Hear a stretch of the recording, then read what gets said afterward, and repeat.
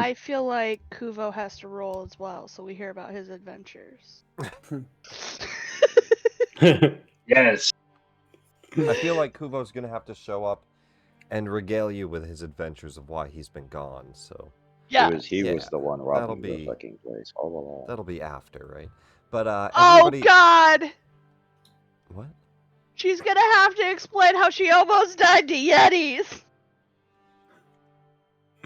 That's true. Everybody except for Kuvo. Welcome back. And hello, Icewind. We all start the night with inspiration. Kuvo, you do too. But everybody except for Kuvo, roll me a d20, and let's go ahead and see who is telling us a tale. I do think it Nick, to be that's me. 2 nights in a row at a 19. It's pretty good rolls. This is bullshit. At least you didn't say highest. No, we'll do lowest. Carrot, recap last week for me. At least what we did, where we're going, and all that good stuff. I don't remember the start, to be honest. Well, we started off where did we start turning this in the quests in Bryn Shander. We went to Targos, right? That was that day. We went to Targos for like kind of started in Targos. Did we do anything in Targos? Not really, right? We we almost got in a fight at a bar for no particular reason. You guys almost got into a fight at a bar. You found out there's a heavy Zentrum influence. You definitely did not do anything because you've already done the quest there. You guys stopped by the store and you learned a bunch of the rumors. All right, I got it. I remember. We're good. Yeah. So previously on Icewind, our party found themselves returning to Targos. However, they didn't really have anything to do, so they kind of fucked around and almost got in a bar fight. After discovering that there were some shady individuals, the party decided to leave after hearing some news about trouble in Caer Konig, the home of Radagast. Party decides that they're going to head that direction, but along the way they stop in Bryn Shander to talk to what the fuck's her name? That one dwarf lady killing that guy. Trollbane. Upon informing Trollbane that he was dead, she expressed her gratitude and gave them, well, I don't know, like $10, whatever the fuck it was. 100 gold. Yeah, but it's like $10 when you split it up. Wow. Yeah. Well, oh yeah, they also found that fucking squig, whatever it's called, the little ice gold's thing. A big payout. A Chwinga! A Chwinga. And he turned it in, and they were like, hey, the Chwinga. You got extra money. Here's the Chwinga. And then she gave us extra. And then maybe that'll go somewhere. Because we did not lock up the Chwinga. Well, some of us tried. Some of us netted the Chwinga. But it was not successful. When they got to Bryn Shander, they heard rumors of a witch being burned at the stake in Easthaven, and deciding that sounded kind of interesting. They decided to go see what that was about. And when they got to Easthaven, fucking found out that it was a dude, and it was happening tomorrow. So to kill time, they heard a rumor about some missing people. The captain, right? I think. Yeah. No, we got told that we could steal, so I tried to steal from the captain. Yeah, this town sucks. Yeah, you guys got told that you're allowed to steal. You tried to steal from the captain. Yeah, she said that there's some missing people, and we should go find them, and she'll give us a bag of tricks and a scroll of fireball. Yep, and she sent you up north. And then, because we had nothing else to fucking do, we were like, yeah, sure, let's do that while we wait to see what's going on with this fucking burning thing. So we went off to go do that, and when we got to the docks, it turned out it's being robbed by a bunch of Duergars that can turn tiny and be invisible, but not really that invisible because we saw them. And then someone kicked down the door or window, I forget which, and that pissed them off, and then a fight started. I think you did see invisibility, right? I did see invisibility and saw them, and then proceeded to try to break the door open and failed miserably, so I broke the window. So we are up here on the top left at this dock map. The only thing to note would be that we are not, we do not have our dwarf Dorig left at some point in Easthaven. And Kuvo, we're not going to convolute this too much because we are starting in a combat. You're here with them. And we'll kind of jump back to that after. Or we could even do that first if you guys want. As you guys get to Easthaven, you bump back into Kuvo, and Dorig gets a care package that they have to deliver, so they start doing some more of their herbalist routes, taking care of a few things. And while doing so, you guys see Kuvo back in town. And Kuvo, you see your birds. Birds! This would be like when you first arrived, so before this battle. Excellent. Wonderful. Hello, friends. Hello. Bird. Have you been good, bird? Best bird. Best bird. Kuvo, did you do rolled health, or is that your health? 45? Yeah, maybe that's right. No, I think that's right. Yeah, never mind me. Looks good. It's a level 4, man. The gap ain't that big quite yet. Yeah, I don't know. I thought it was bigger. I don't know. He has a high con. It looked low, but no. Seems right. Okay. All right.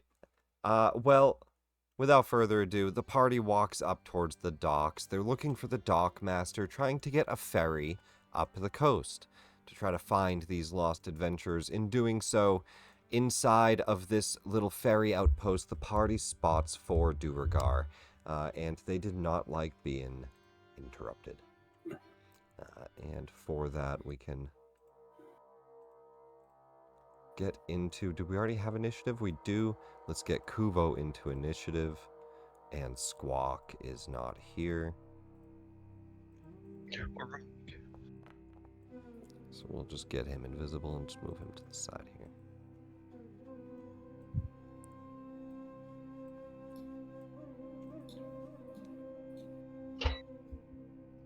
Okay, perfect. We got everybody in here. Kyrus, so you're first up. Now the party has... Did you smash a window? What did you do last time? Remind me, Saloon.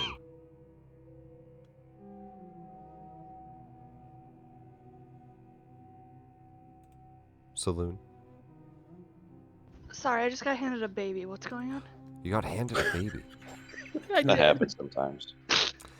Do you remember what you were doing the very final thing we ended? Did you smash a window or open a door? I don't recall. I couldn't break open the door, so I think I went to go smash the window. Okay, so you smashed the window, and the Duergar rolled initiative. So as of right now, Kyrus, you just hear a whole bunch of rustling around in there. Yeah. So Kyrus is going to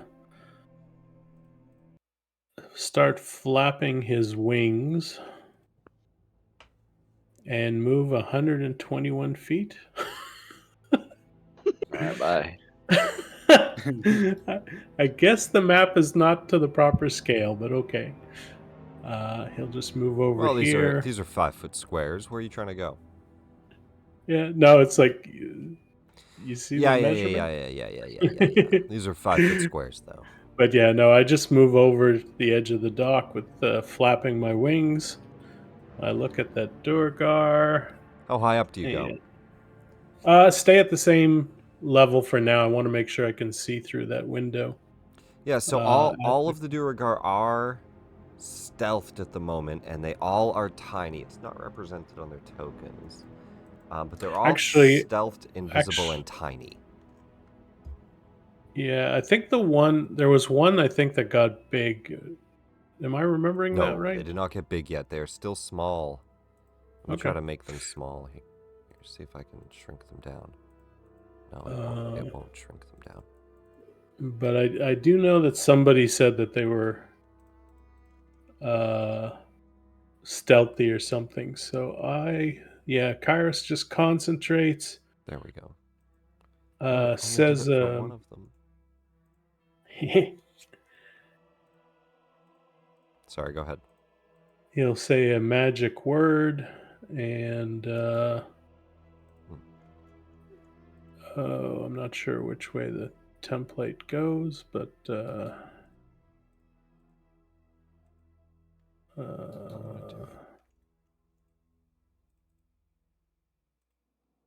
mean, it's 20. Oh, it's because it's not to scale. That's why it's not doing it right. Yeah. We do have a map for Anyways, this. Do you want to jump to the map for this? well, Would that be it's better, just guys? I just do fairy fire 20 by 20. Let me unlock this. Let me just double check here. Quest locations. This is Easthaven Ferry. That's probably going to give us all kinds of issues with range, and you're too far to cast this or that. Drop all you guys on here.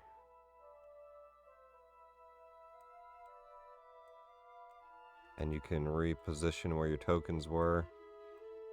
We'll go out of combat movement.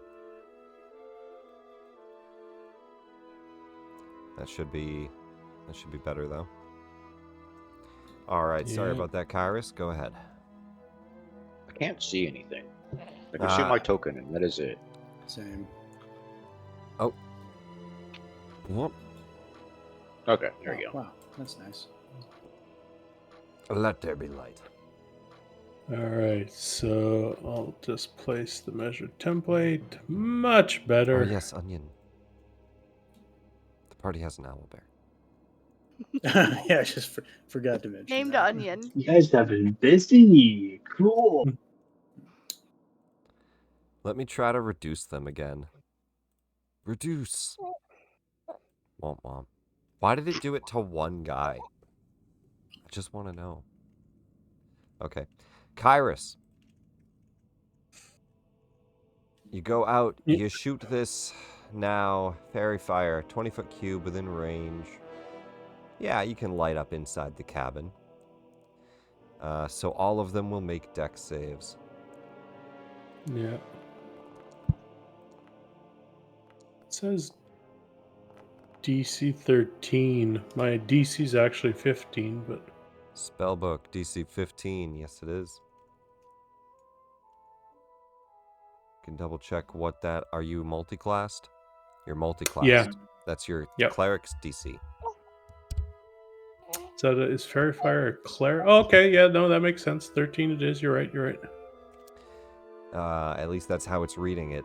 You can make sure that it reads all your spells right, but that one, I think it's reading off the other one. But perfect. Either way, one of them succeeds, the others do not, and that would be the third Duragar here, so the one at the bottom.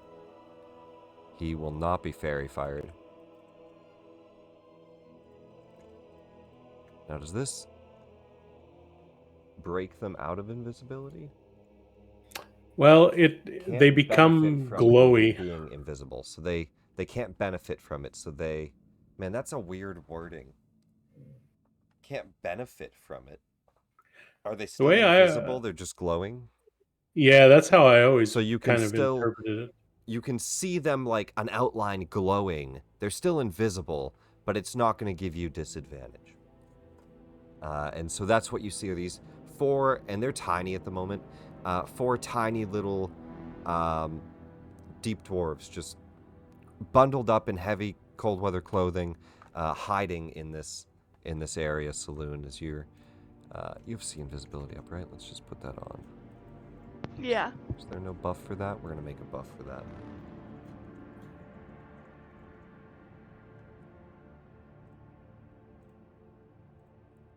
And Kairos, that's your fairy fire, that's your action. You're floating up in the air. Anything else?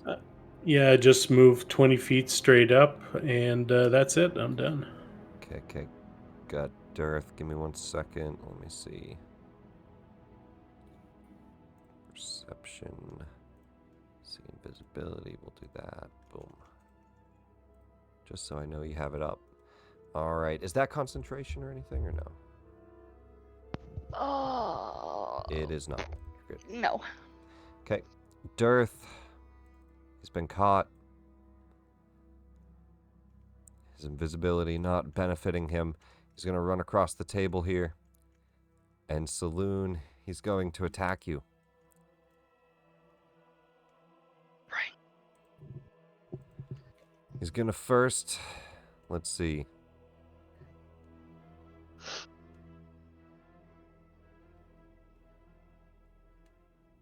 Okay, very cool. He's going to first attack you with a dagger, and then he's going to do a mind mastery towards one of your companions in the back. And he's not benefiting from being stealthed, so just a straight roll.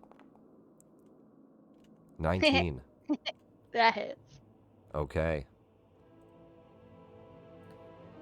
Nick, I'd like to silvery barbs that, please. Sure. Yeah, you have silvery barbs? Hell yeah. Go for it. Yeah, totally. Yeah, cast it, yeah. Let's see it.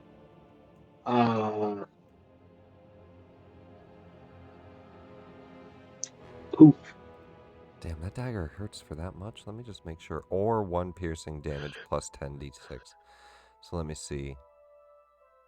Plus 3d6. Or 1... Wait, what? Why would it say It or 1 doubled piercing 3d6. damage?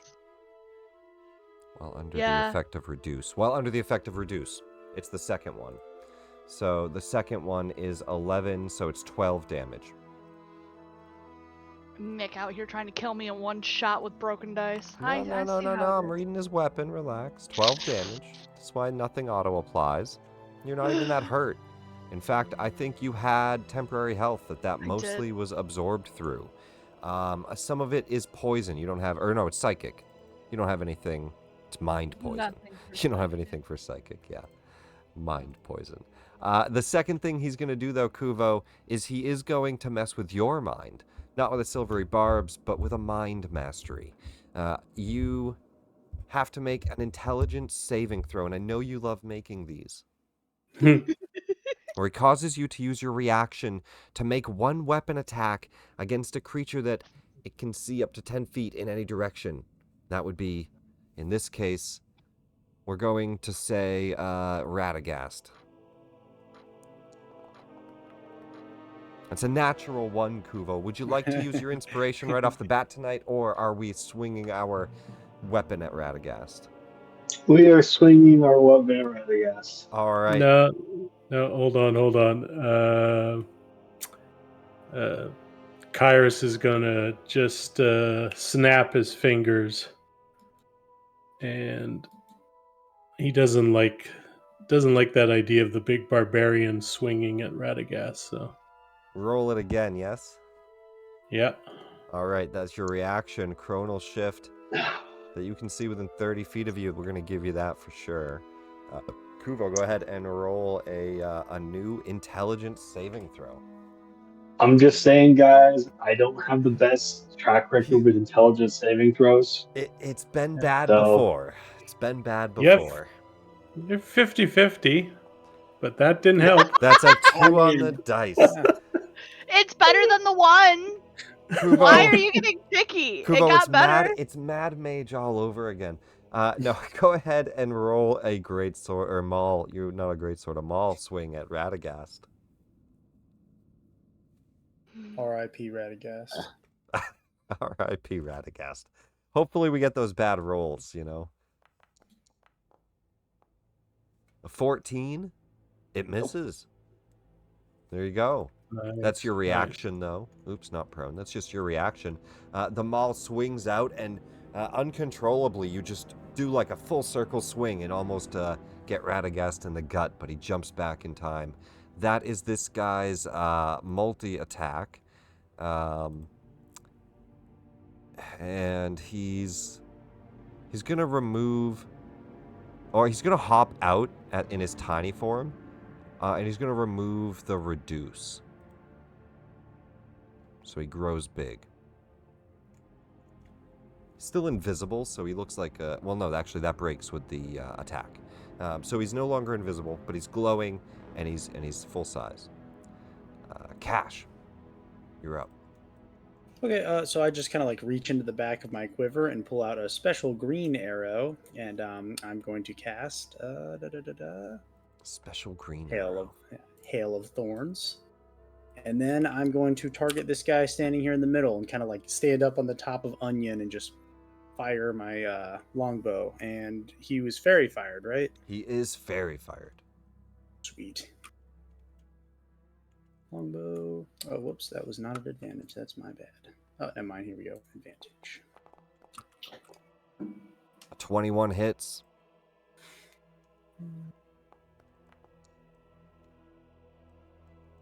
Eight. Plus, then him and his two buddies next to him have to make a DC 13. Should be, I want to say, dexterity save. Yep, it's right there on the spell. A 2, a 4, and a 9 on the dice. None of those are going to do it. You can roll damage on that hail of thorns there. Click the damage button. Ooh, nice. Not bad, almost max. They all take 9 more damage. Ha ha! Take that, you stupid deep gnomes. And then Onion's just gonna dodge and take a step back with me. Well, I'm riding Onion, so you know, I'm mounted. What happens to that green arrow? How does that hail of thorns look inside that cabin? Basically the arrow, it looks like it's like almost made of like brambles and mistletoe, and the moment it hits that guy, it just explodes into like a shrapnel of like splinters everywhere. Let me put the walls up here too. There's a door here. Put walls up for this. There's definitely going to be some windows. So they like two on the back, one on the front here.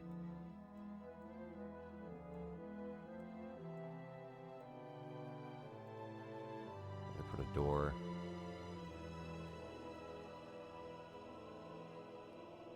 So we have a little bit more accurate little vision here for you guys. All right. Very cool. And the Duragar. That would be this low health one, yes? Why isn't it showing me which one? Target. That's not working at all. Oh, because they're on a different map. It's technically different Duragar. I'll just go top to bottom. That is true. It's different Duragar. It's the ones on the other map. So it'll be the one at this door then. He's going to hop over here. And in his tiny form, he's going to hop out as well. Break out of invisibility. He doesn't benefit from it, so it doesn't matter too much. But he is going to just break out of the reduce as well and be full form. And as he is behind you, we'll go ahead and just do one war pick attack. You got a +2 from the flanking. 20 to hit. Any reaction, Saloon, or does that hit? Again, I think it's rolling multiple things. Or 11 when enlarged. He's not enlarged, so it's the D8 +2. That is a 6 damage.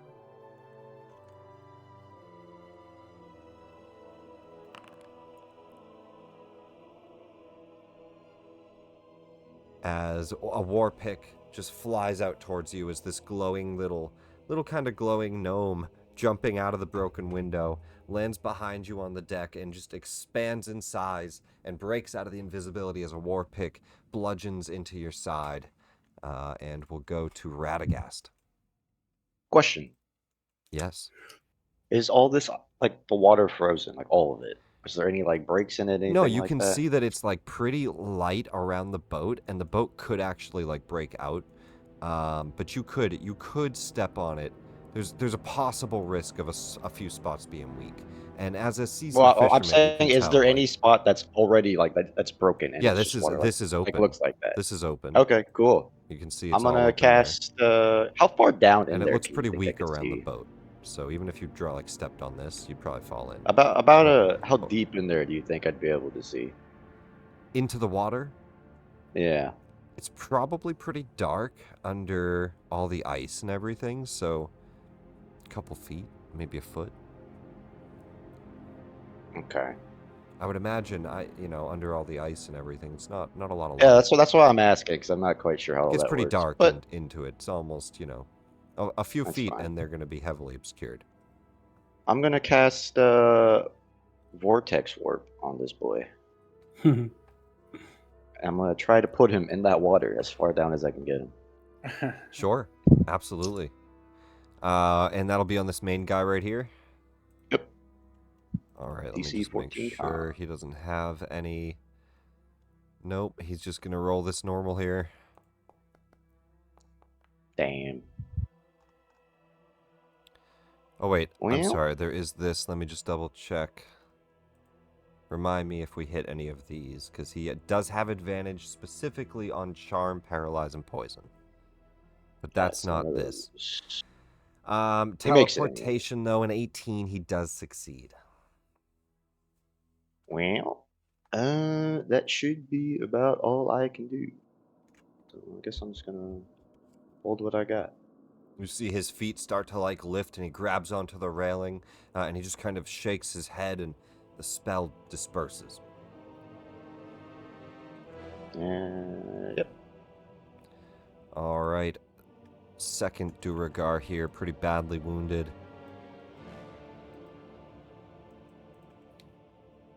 He's going to go at the back for now. And we'll go this way. 5, 10, 15. He'll break out of his reduce.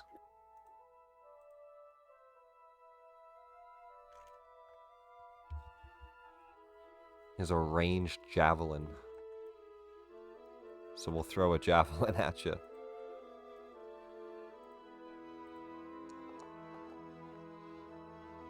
Radagast to 23 to hit. Yeah, I'll take that. Takes 7 piercing damage. So he gets almost max there. Breaks through a lot of your temp. You still have 3 left. So where do we have temp from? Is that from? Was one of the spells cast? Yes, the moon. Sanctuary. Yeah. Third Duragar. Gonna flip around and just go forward and attack. So we'll do a reduce. Get rid of the reduce, and we'll do a javelin attack with this guy. Just a melee. He does get a +2, but that's a 14. Miss. Misses. Javelin just pokes out through the window, glowing as it breaks the invisibility. And that will be Saloon. Oh, I know what I should have done. Fuck.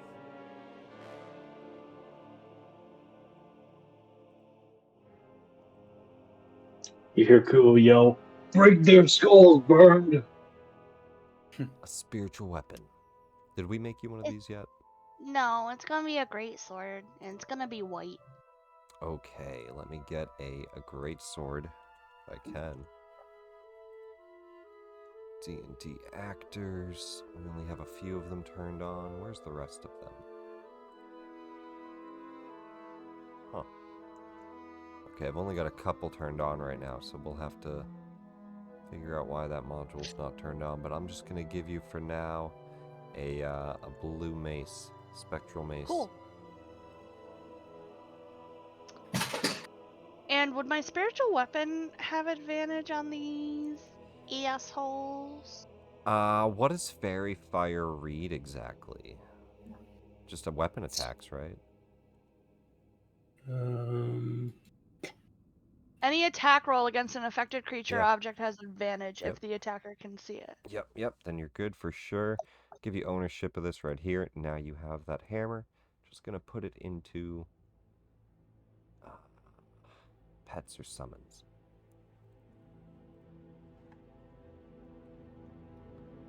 All right, you get an advantage spiritual weapon attack. I'm gonna hit the one below me first with it, with advantage. Does an 18 hit? It definitely does. Okay, cool. Though you do notice that they look like they are in armor. They have shields and war picks. I'll apply that damage. The guys with the javelins do not have their shields on at the moment. They have them at their back. I don't think I have any extra damage from cleric-y stuff, so my turn is now going to go to the one in front of me. I'm going to greatsword him. Normal? That will not Shit. hit. Try to stab the greatsword through the window, and he just backs up. Oh. Kuvo. Bird distract. Kuvo smash.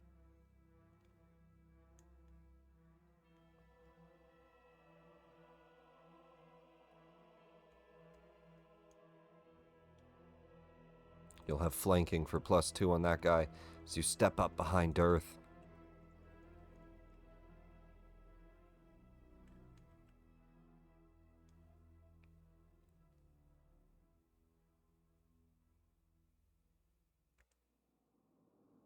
Oh, yeah, let me buff you with Rage. I don't think it's buffing you there. There you go.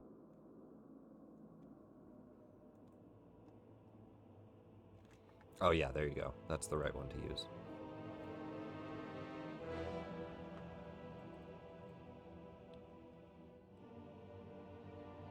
And then I get this effect.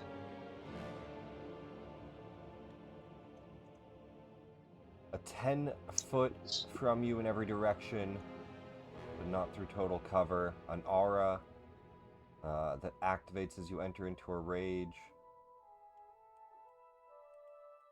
Each creature of your choice gains 2 temp hit points as the icy spirits inure? What's that word? Inure? Inure it to suffering. Is that a word? Yeah. What's it mean? The temporary hit points increase when you reach levels. So 2 Yeah. temp for everybody around 10 feet of you.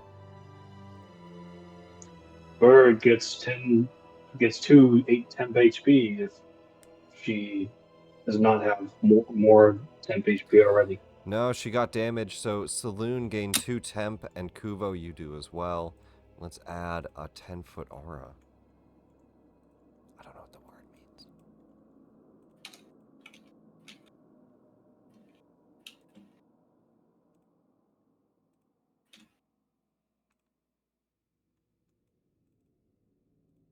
Alright.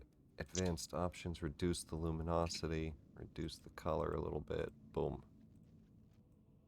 Imbue. Similar in meaning. Gotcha. Makes more sense to me now. I know what imbue means. Kuvo. That is your bonus action. What's your action? This guy is... My action is lit up. Kuvo smash. You have advantage on this attack, +2 with the flanking. There's no way I'm saying it right, though. I gotta look that up. Inure. Inure. I am saying it right, and I hate it. 18 is going to hit. This one does not have a shield.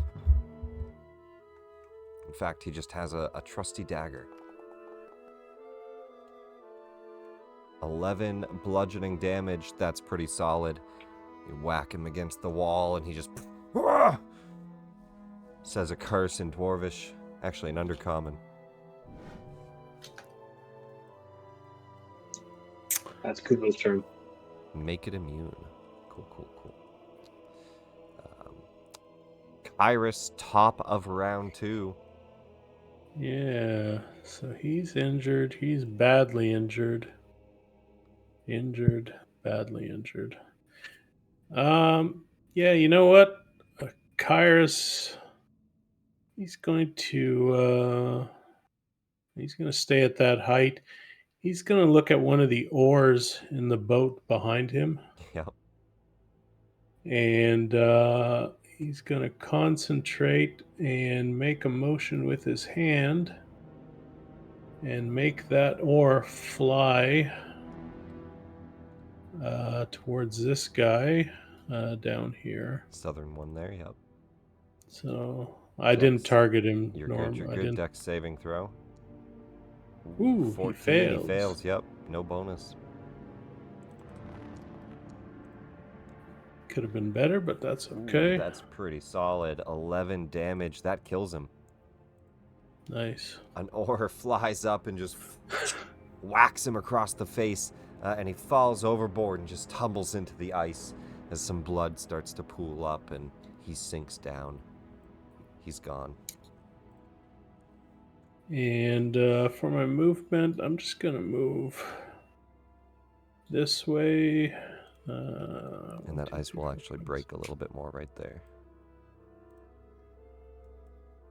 And yeah, that'll be it for Kairos. Nice. Dearth. Not a great situation for him. But I think we're going to do just what he did last time because he is sandwiched. So we're going to stab forward and then try to get a mind mastery back. So, mind poison dagger attack. Oof, a 2 on the dice. What are you doing, Dearth? And we will, we'll try to do a mind mastery on Kuvo again. As he turns around and says, "Get away!" Give me an intelligence saving throw, Kuvo.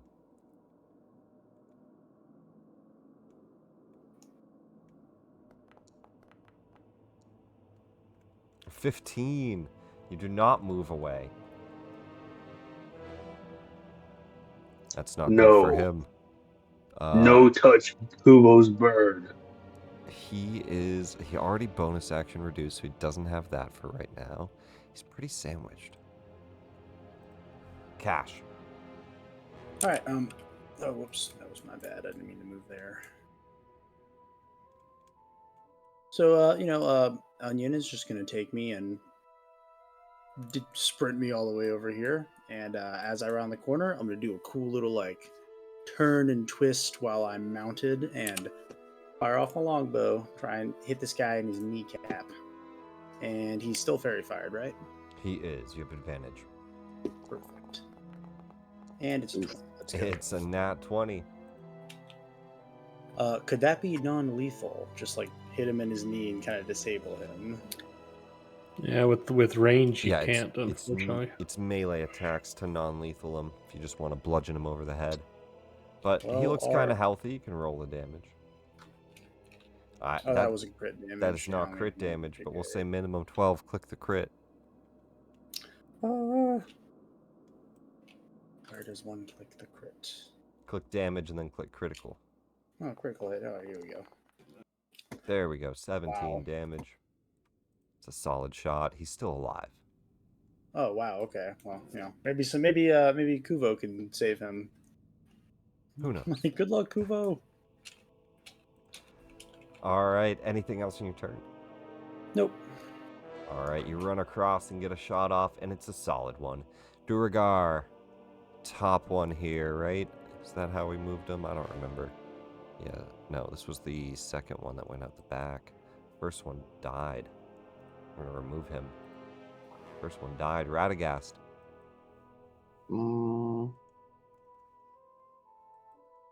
He seems like he's almost out of this, so I'm just gonna move down here. Still can't see that other guy. Whatever. I'm gonna frostbite the main guy.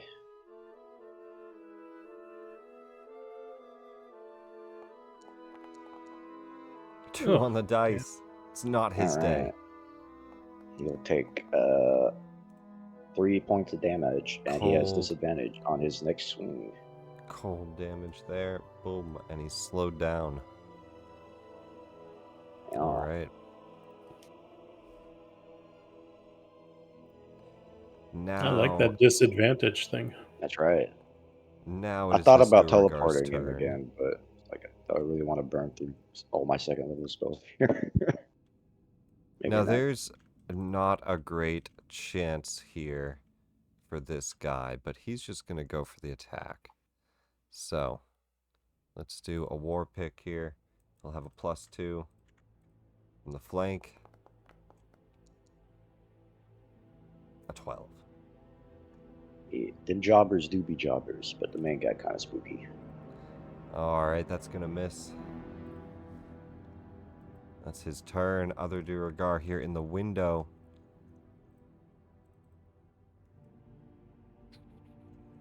Just going to keep making javelin attacks.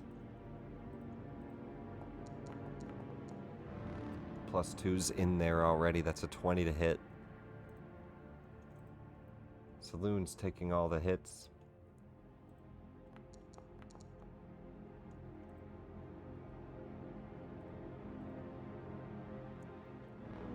That's his turn. Saloon. Well.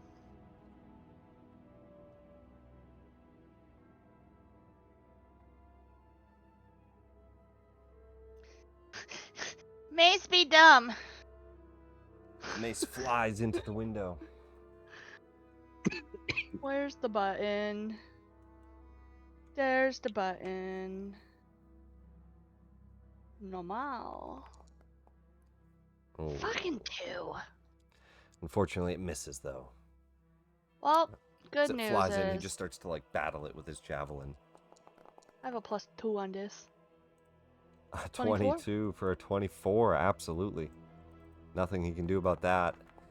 I'll ask, no, it's not enough to finish him, so it doesn't matter. Oh, I don't care anyway. He hurt me. He I was just dying. was going to ask, but it's not enough either way, so we're good. He looks pretty fucked up. Kuvo. One behind you, trying to get a war pick into your side as you turn and you just kind of parry him away. You go to swing your maul towards the dearth in the front here. He looks pretty messed up as Saloon gets a solid stab in with her greatsword. What do you do? I'm just gonna smash this guy. I realize that lethal. I realize that lethal. Okay. My AC should be 15. It's currently listed as 16 because for some reason I added this it must be because I used this guy in a previous game. Dual but, wielder. Yeah, he shouldn't have that. He's using a maul. No problem. So, yeah. No problem. We'll fix that.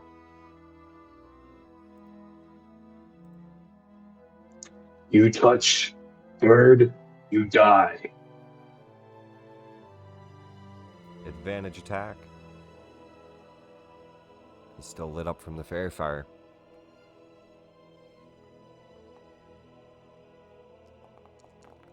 The Dark Iron Maul. Oof, not a great roll. You're going to have a plus. Did you already add the +2? I did not know. That'll be a 14 with the +2. It'll be a 14. Meets it, beats it. That hits.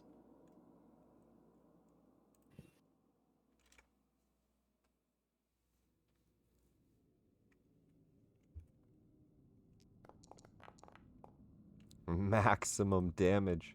How do you want to do this? Just straight head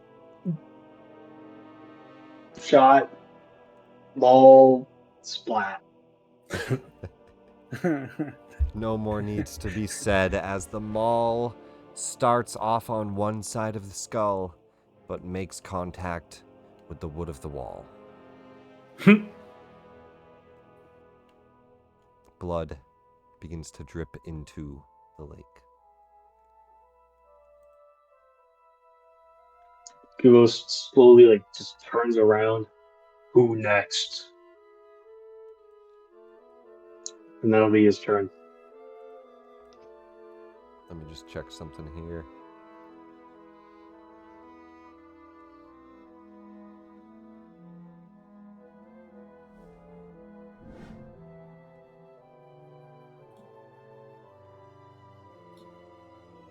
You see, Kuvo, throw me a free intimidation. I'll base their DC off that.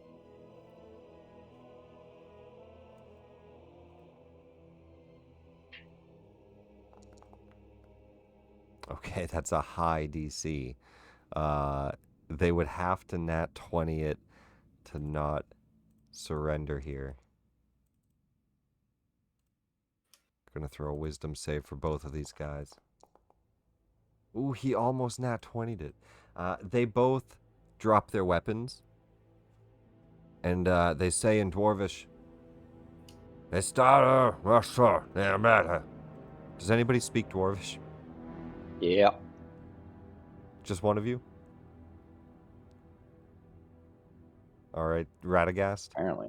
All right, Yeah. Radagast, you hear them say, all right, we don't want to die. And they put their weapons down. They put their hands up. Look, they're surrendering. Right. Kyrus, nonetheless, it's your turn. Yeah, if I hear Radagast say that, I'll call out. Very good. I wish to question them, and I'm gonna ready an action, firebolt if either one of them does anything Have an attack hostile. ready. Okay. Yeah, but other than that, does I'm anybody done. continue attacking, or do we drop out of initiative?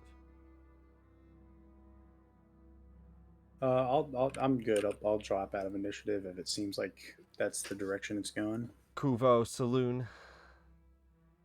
I mean, you never know with those two. I very much keep my sword prepped, but I will let them talk.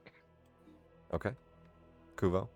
I'm gonna roll a wisdom save if that's okay, and if I roll a one, yeah, I'll you're in a continue attacking. range. I think it's fair. Go for it. Your call.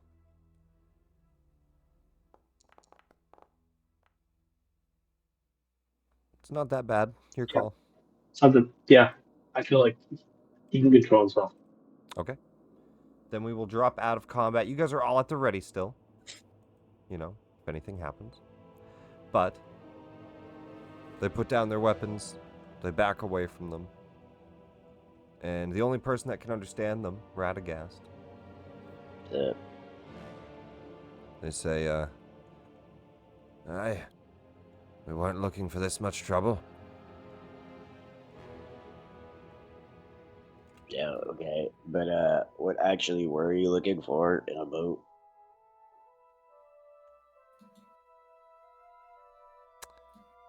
Let me see exactly what they'll tell you. Like, why are you even here? We're working for, Zadrak. Ooh. His other son, Nuldar. Ooh. Well, you wouldn't know them, would you? They're deep dwarves. Okay, what did he want? Where'd you learn Dwarvish from? I had a teacher who knew, like, a bunch of different languages. Well, that's real fancy of you, but doesn't mean you know anything about us. It's a family line, and you just killed one of his sons. Oh, yeah? But what did why were you here again? You didn't actually say. We're scouring for Chardling. For what? Chardling. What the hell is Charlie? Chardling. It's a black stone. You haven't seen any, have you? Do I know what that is? Kyrus will put his hand on Radagast's shoulder to try and get his attention. Radagast, roll history or nature. I do know me some history, baby. Damn, 21. You've heard of it because it's rather popular here. The black stone that sticks out of the ice. Is that the stuff they use to make the black iron weapons and stuff? No. Or is that something else? That's something very different. This is used by mages. Seeked out. Oh. It's rare. It's expensive. Do I know what it's usually used for, or is it just kind of Radagast, you specifically know of it because of an ex who told you about it before. Okay. She was in search of it. All that you know is that it empowers a mage somehow. Or it can. That's what she thought. You don't know much about it. Okay. They just wanted it, or... Oh, hey, Kyrus, what'd you want? I don't even know. with I'm talking to him in a low voice so that those Duergar can't hear us, and I say, "Now, if you want, I will do a spell, and I will go inside their minds. And when you ask questions, I could get better answers as I look into their minds. That's okay?" I mean, you can if you want. I don't really know like what we would want from them. Like they're looking for some like black ice, essentially.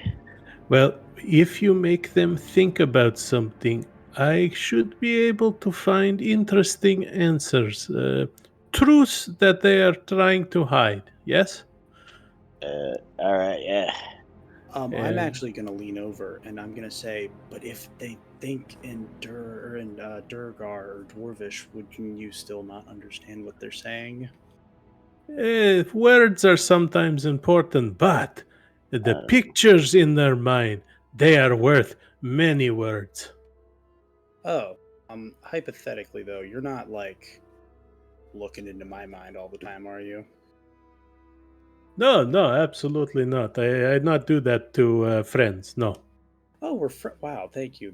We've come a long way, Kairos. We really have. We'll get back to that later. You guys go back to your conversation. And yeah, I'll throw a detect thoughts. I've never used this, so I think I get surface thoughts for free, and they have to do a wisdom save. Yeah, surface thoughts right now are the two dwarves are just like, shit, they're gonna kill us. Oh, these idiots don't even know what chartling is. And I definitely want to push deeper. Alright, we'll roll wisdom saves.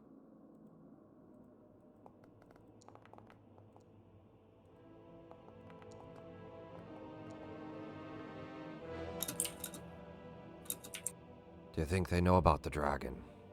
Ah, there's no way. They don't even know about the chartling. Well, we should try to get back to the outpost. They're having a conversation with each other in their head? They're just thinking these things, you know. Okay. Thoughts that he, like, you know, that definitely sounded like they were talking to each other. He's like planning. He's planning his escape. He's like, we should get back to our outpost. I kind of relay those ideas to Radagast, and I'll say it to him first in Infernal.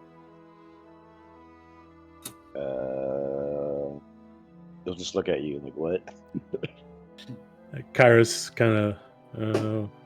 Then he says it again, but this time in Abyssal. Are you all right? Like, what are you doing? Then he'll try Undercommon. He's still just kind of looking at you like, what the fuck?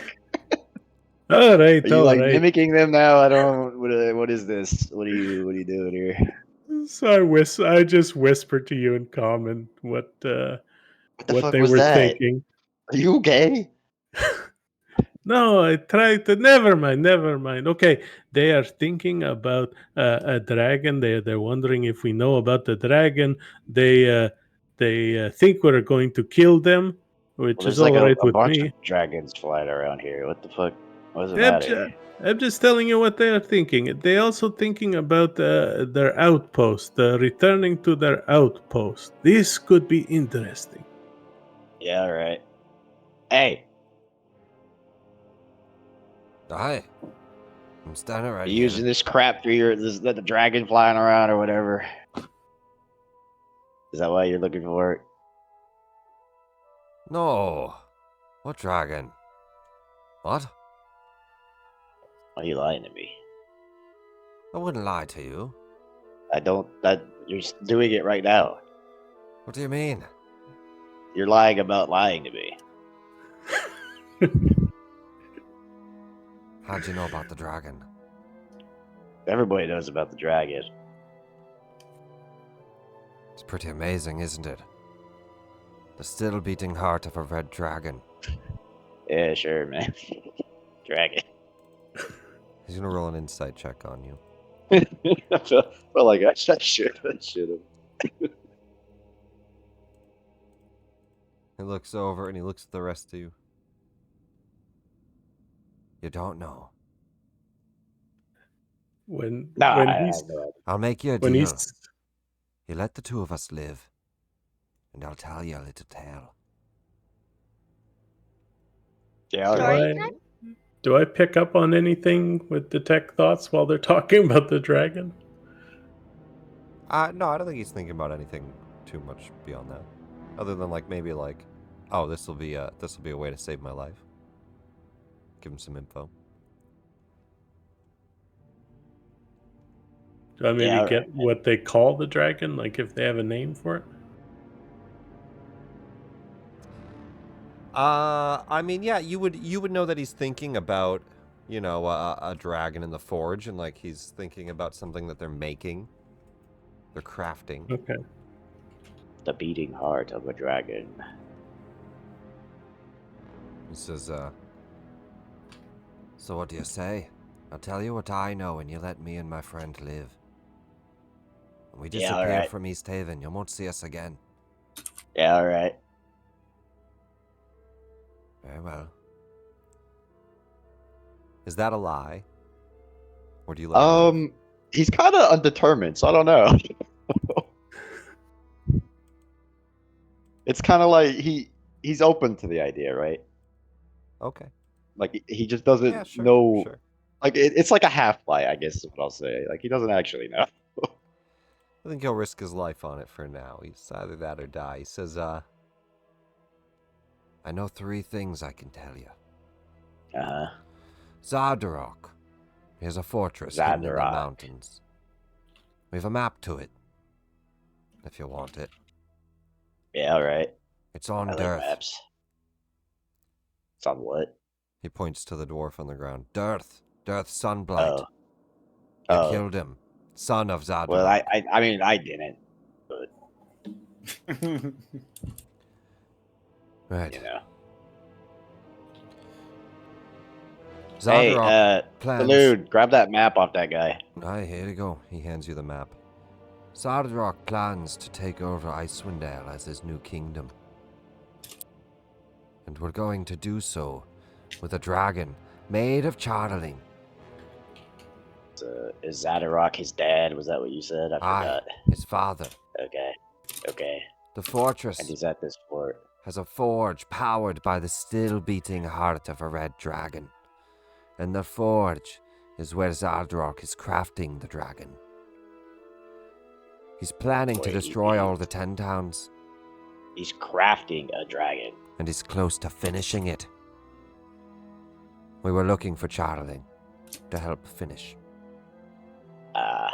He's another son, too, who commands another outpost behind Kelvin's Cairn to the northeast. Okay. And that's everything I know. Can you mark it on this map? Aye. All right, great. Map. And that's what I know. Are there any other expeditions looking for this crap right now, or was it just you guys? There's a few deep dwarves around. We've got some in Kerkonig right now as well. You got some where? In Kerkonig. God damn it.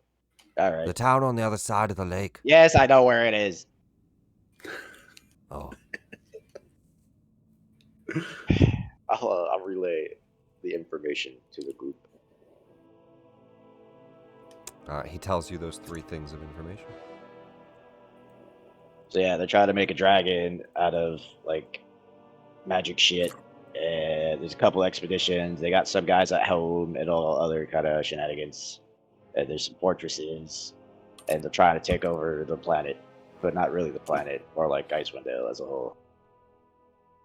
They are crafting a dragon. This is not easy. Very difficult to do. I would like to find out more about that. Yes, well, we said should they're go almost visit. done, so it's kind of an issue.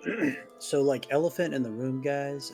Proverbial or metaphorically speaking, we just killed the son of the leader of the guy who's building a giant dragon out of a magical stone to destroy Icewind.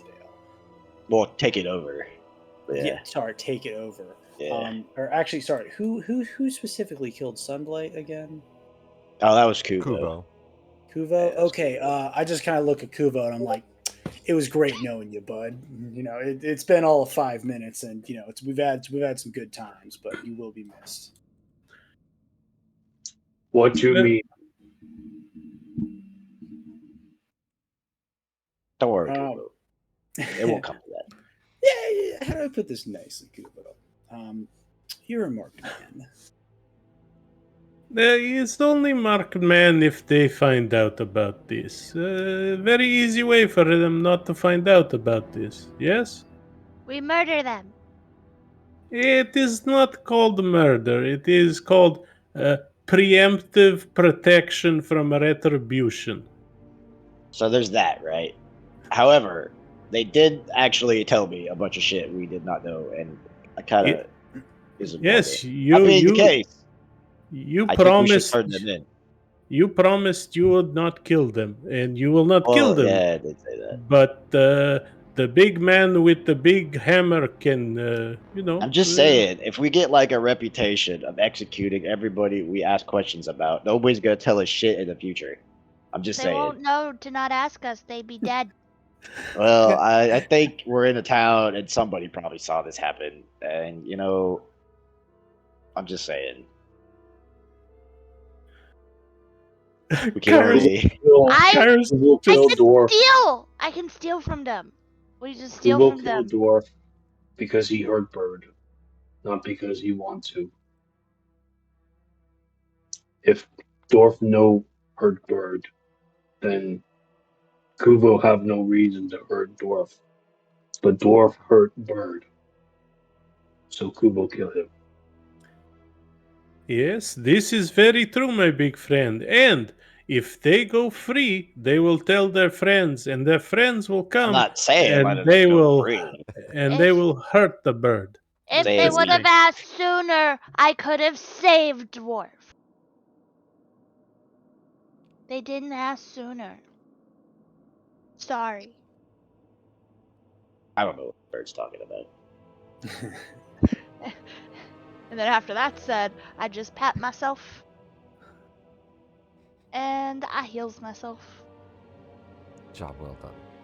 All I'm saying is we know the fucking the sheriff of these parts, and I think we should give them to her. Look it. Yeah. Why we gotta kill everybody, you know? Oh, this is perhaps not a bad idea. You are perhaps much smarter than you look like. Maybe we get a reward for this. Yeah, maybe. I mean, they're like fucking. I know you could pickpocket people here, but they say anything about breaking into fucking the harbor and then like attacking people in the street. You know? Stuff. Yeah, pickpockets allowed. The whole thing. That's the only. We should also probably check below deck, just in case there's more down there. Yeah. Let me see what is in here. It's a tiny little space in an aft cabin. It's not really. There's no real below deck area on this part. It says he has a tiny rat hole he tries to flee from at worst case. Oh well, he's dead. Rat hole on a boat? Yeah. He just hides in the boat? Into underneath Where does he go? Yeah. Where'd you go from there? Just tries to go invisible, disappear. Okay. It's a weird move, but alright. Yeah, it's not good. It's not good. I'm just gonna trap myself in the boat, like, okay, guy. No, you don't see anything else. He has the map. He was looking around here, but he didn't find it. He was hiding here. They were looking at night. They were, like, kind of sleeping here. Okay. Perhaps you can ask them to empty their pockets, give us all of their coin.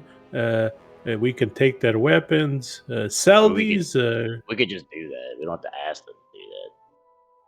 Like, I got rope. I don't know. I'm confused. You seem to not want to hurt them and be polite to them, and now you don't want to be polite. And very well, dude. Tyrus, I just don't want to shoot him with a firebolt through the skull, dude. It's not that complicated. Yeah, okay. I know you were born like a week ago, but come on, man. So it has a few things marked. So let's go ahead and jump to the Icewind Dale map here. And what I'll do is I'll make those visible. So it has marked all the 10 towns. You already know that. An outpost near Calvin's Cairn, which is actually... What outpost is that? Is that this one? Let me click outpost location. Duergar outpost. Where is that supposed to be? I mean, Calvin's Cairn is up. Yeah, I know. Though they said it was near Cair-Konig too, didn't they? So I assume it'd be they said like they have around here people somewhere. in Cair-Konig. But that's not where the Duergar outpost is on this map. Let me just double check. It was a good idea to capture some of them. A lot of. I was just about to cast a lot of places sleep. to go. I think it is. Seems kind of important. The invasion of the Duergar. Approaching the outpost. It resides a recent addition to the foothills north of Calvin's Cairn. So it's just like north of Calvin's Cairn here. It's just like on the north side. So just on the mountain. So I'll make a little token for it on the map here. There was the outpost and then there was the fort they were talking about. Duergar outpost.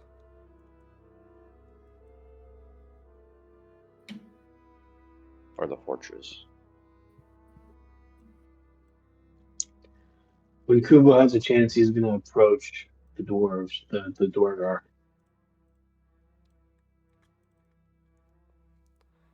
Duergar outpost. That's where it is. North side, and it's marked. Actually, let me delete that because it has the whole map in it.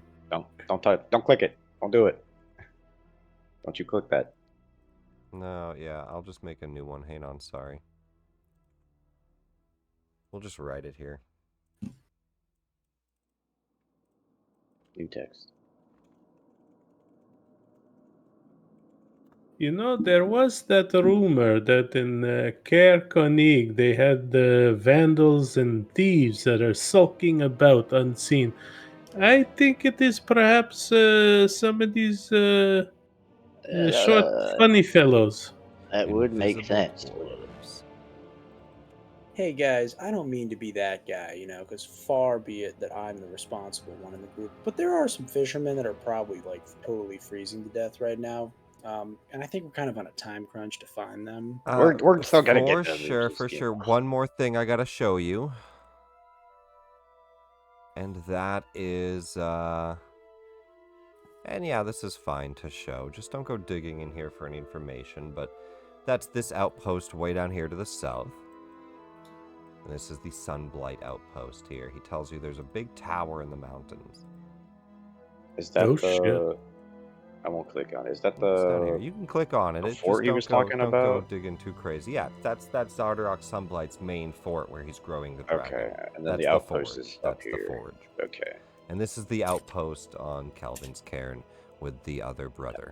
That's where the other brother has an outpost. That's where they came from. So that's what you know. Opposite directions. And pretty dangerous stuff, right? I mean, he's building a dragon. That's the DM telling us, yeah, don't go there at level 4. Maybe not. Maybe we go north first, guys. I don't know. Maybe we go deal with the scouts first. I didn't say anything of the sort. I'm just letting you know that, that's fucking wild, right? Anyway. It's crazy. It's crazy. It's crazy. It's fucking wild. It's crazy. Let's go to Easthaven. Zoom out the here. boss of the chapter is just up there. That's crazy. It's wild. And we'll zoom out here. Oh, sorry. Don't delete those two. Boop, boop. Because we have 2 Duergar that are still alive here. You'll take them captive. We bring them. I then take it to the town hall.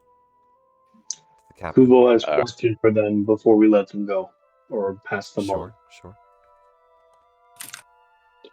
What is Duergar plan for Goliaths that live in the mountains? Are you declaring war on them? Are you trying to burn them down? Or you leave them be? Do you translate this then? I take it through Radagast. Radagast, Sure. Yeah, sure. You ask them that question. They will tell you, Radagast, in Dwarvish, that Sunblight plans to rule all of Icewind Dale. Like He's all going of to become like a king in the area. Yeah, he wants like all of it. Yeah. Like the towns, the fucking mountains, the shitty ocean. All of it. Probably the tribes that are running around here too, but I don't really know if they count. They do. Yeah, those guys, they count. The roaming nomads. I don't know why you'd want Icewind Dale, but they do. When you relay this answer to Kubo, you see his face grow very, very dark. We at war. No. Don't worry about it, Kubo. This happens like every couple years. Really think about it. That is so true. You make your way off the dock. There's the White Lady Inn to your right, the town hall to your left, the market. And a few Do they have like looking at you as you escort like these two bloodied dwarves through town. I Do they try have to like a steal from guard someone shack walking thing, by. or is it just the There town hall? is a jail cell, I believe, under the town hall. Yes. Okay, that is where I should have taken them. I try to steal from the next person walking by me. I don't help her do that. Yes, the town hall has a dungeon. Let me see. You try to steal. Roll me a sleight of hand.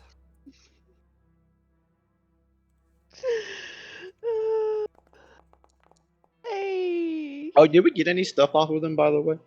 We Like got the map. four of them? Anything else? Like that dagger that was like obliterating people? Excuse me. Sorry, what was that? Did we get anything off of the doors besides the map? I mean, if you want to take their equipment. I mean, that guy had a pretty sick dagger, you know. We were gonna sell all their crap. He does have a wild dagger, but is that actually? Let me see.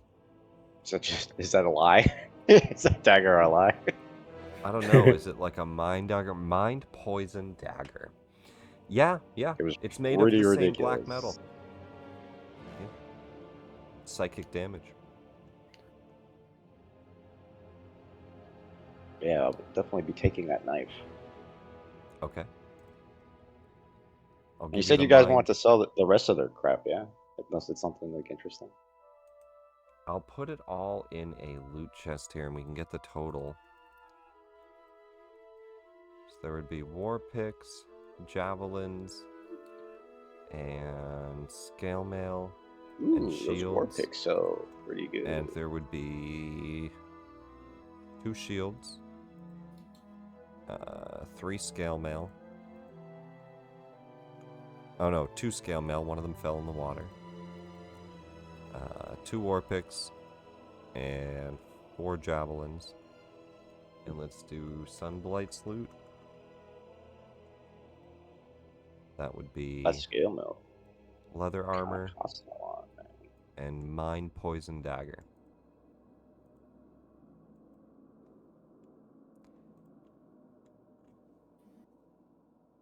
Plus 3d6. It does an additional 3d6 psychic.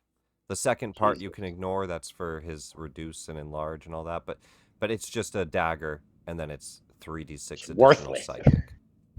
Not worth that thing. Yeah, that's actually amazing. It's a magical item. Dagger. Magical item doesn't have price on it, right? Because you have to to sell it. So base wise, though, I mean, it's 142 gold in equipment. So does anybody want this dagger that actively would be fighting? Just a cautionary note about that dagger. This black stone it is made out of,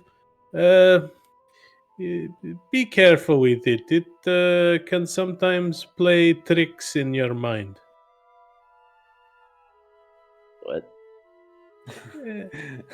Perhaps it would be best if I spend a little bit of time examining it close to make sure it, well, how should I say this politely? So that it doesn't fuck with your mind. So I should use it. It can fuck with your mind too. I will examine it. If it is safe, you can have it. Whoever wants it. Sure. This Shadowlin they talk about, it's a strange magical stone. It can, well, it can do all kinds of magical things. You have to be a little careful with it. Yeah, right.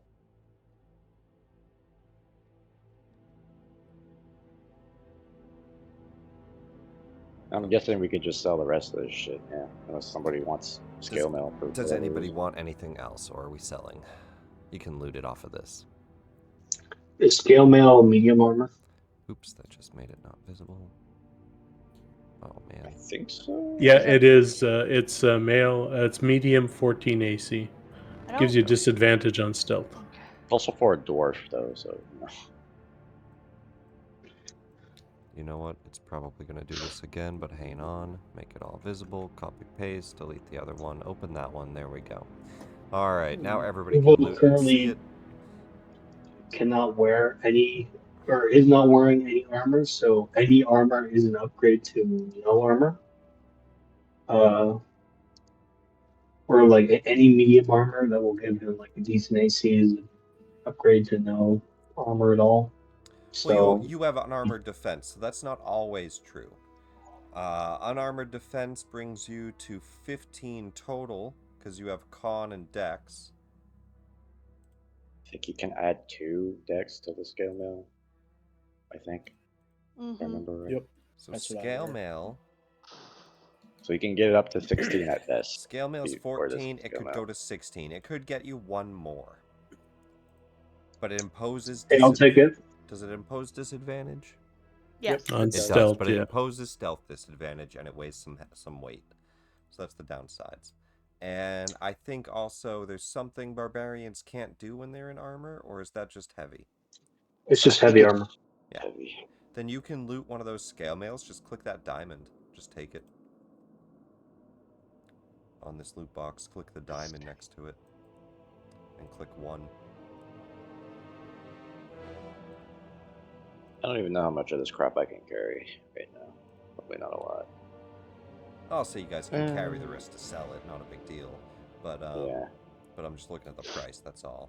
So, we'll hold on to those 2 things, and we will go ahead. Can I take the javelins too? For that saloon, if you actually plan to use it, I'll probably edit a new dagger, because it's if you set want up the javelins, weird. you can take them. Oh, It's not a problem. I'm just saying I'll probably edit a new dagger because that one is set up as an attack. Yeah. Kyrus is going to check it over first before I'm allowed it. Mm-hmm. But yeah. Yeah, I just don't think that one is set up right, so I'll fix it. But you can definitely do that.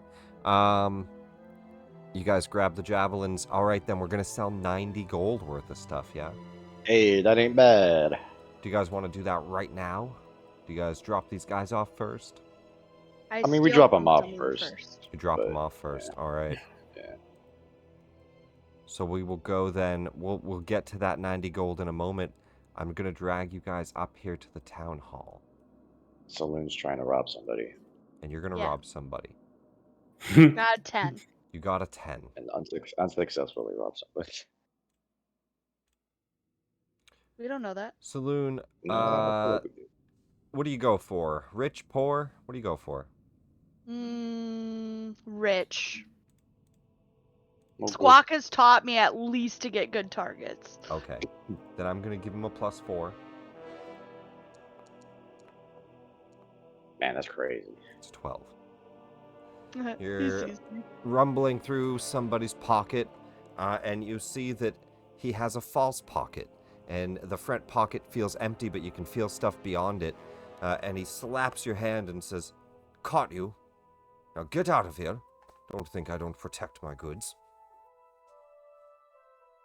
But nobody seems to care. They just slap your hand away. It's fucking tough. It's going to work. You just see, I will steal. You see his wife just turns and says, I knew installing that false pocket was a good idea, honey. Never seen bird people around here, though. They're rather shifty.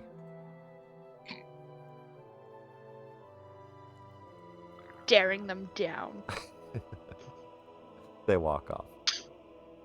You guys head to the town hall with 2 Duragar in tow.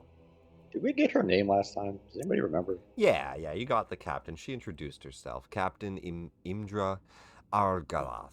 Arlagath. Sure. This module has some fucking names in it, man. God That's damn. her name. Anyway. That is her name. I did not give her a name. I would never do that to you. The module did that to you.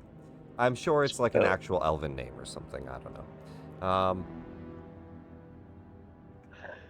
You guys head into the town hall. You'll see that she kind of hangs around the front door here, the front entryway. And she waves at you all as you enter. Hello. In trouble again already?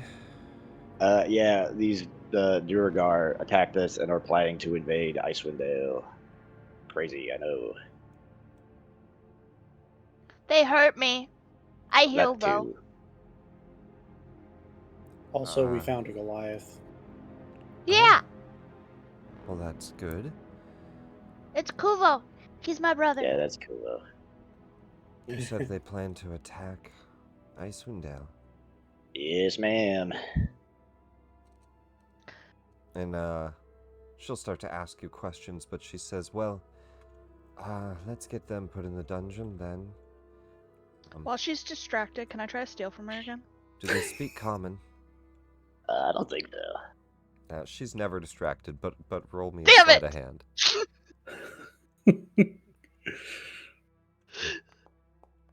Ooh. It's a 19. Yes! Fuck! You've already tried to steal from her today. As you're rummaging through her stuff, she Not just even kind like of an hour ago. picks you up. She's just like, just let me at least talk first, okay? She can't help herself. I want to do Bird, it just once! what are you doing, Bird? Why you steal? We can steal here. She said it's okay. What? It's legal Yeah. in Easthaven. But only pickpocketing. Not just taking things and stealing things from people's houses and stuff. Anyway, we'll get them locked up in the dungeon, and you can tell me what happened.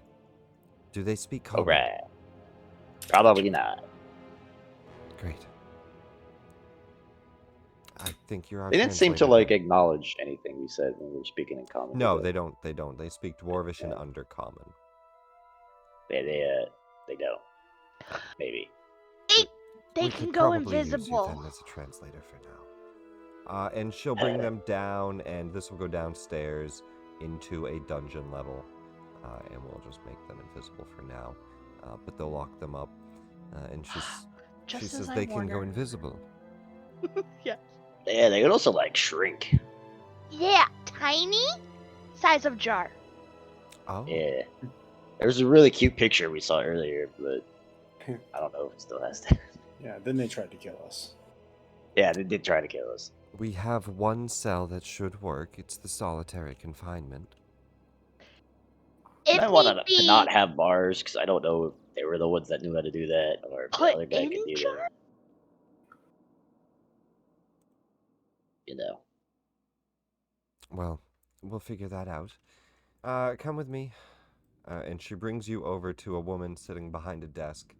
And she just Okay. turns and says, Prudence, they should probably speak with the mayor or something. They've brought a few people in, and they'll explain it.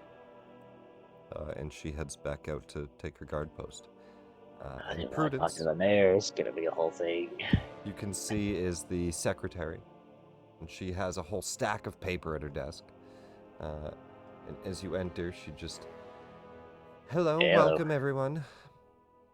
So, you need to speak with the speaker. I guess. Alright. Let's see. She goes through a few things. She kind of gives you a couple papers. She says, if you all could just sit and wait a moment, I'll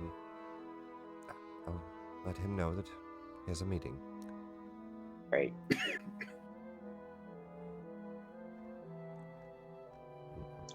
You see, as Kubo sits down, he kind of grimaces and touches his chest tenderly, like something's wrong there.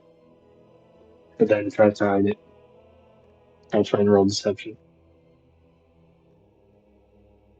Sorry, you touch what? His chest. Oh, his chest. Oh, I will definitely insight that.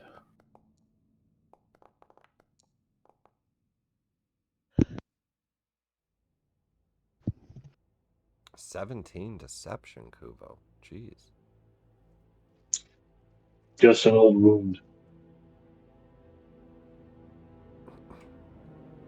Because I can. Yay, a 19. Radagast, you sense a bit of deception in his words as he covers the wound on his chest. Yeah, I'm not going to say anything about it.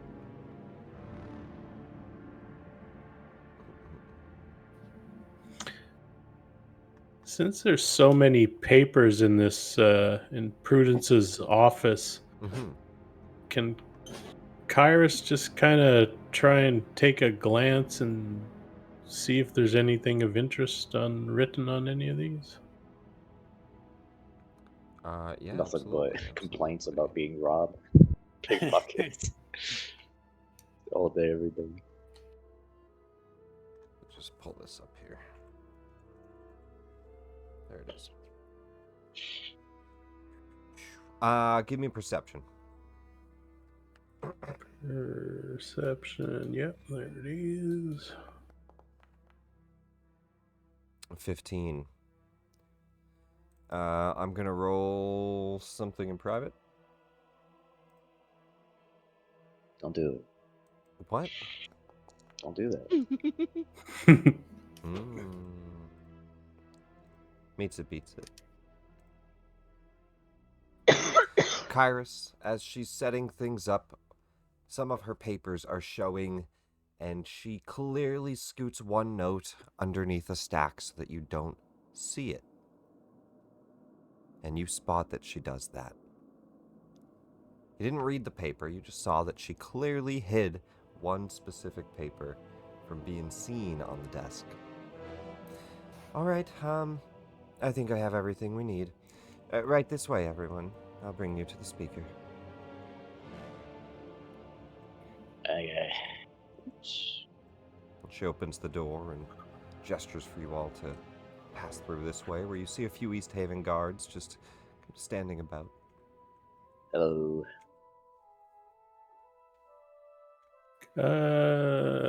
Can I? She's looking at me, right? She's standing in the doorway with the door open. You could always try. No, Can I'll... Go ahead. Would I have seen her do that with my passive? I wasn't like actively looking for stuff. You're gonna have to actively roll for it. Okay. Yeah, this would not be a passive situation. Because I wasn't super interested in that, but if I saw him like looking through his shit, I want to help him, but if I don't, throw me an active roll.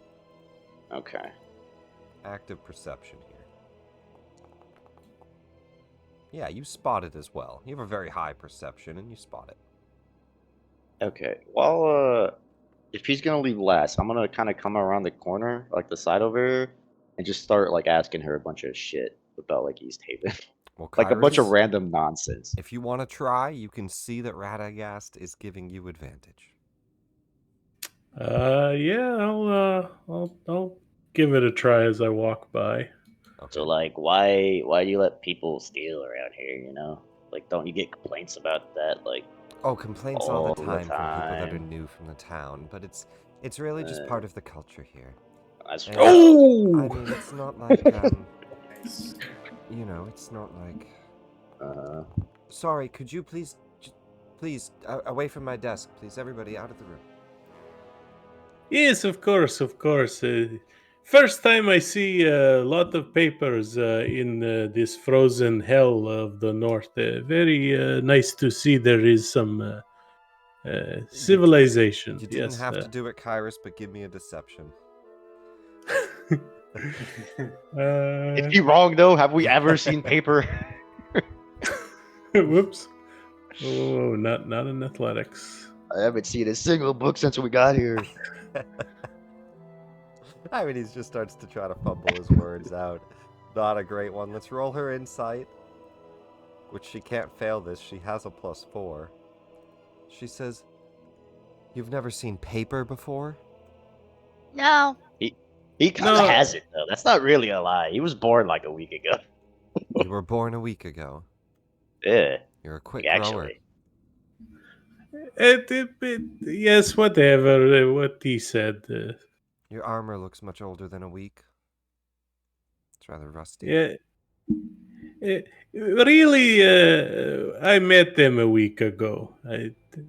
I'm pretty sure I was born before a week ago. Right this way, everyone. And you can see at this point she just looks really distrusting, and she's just eyeing you guys. But you already got through with her stuff. She opens the door.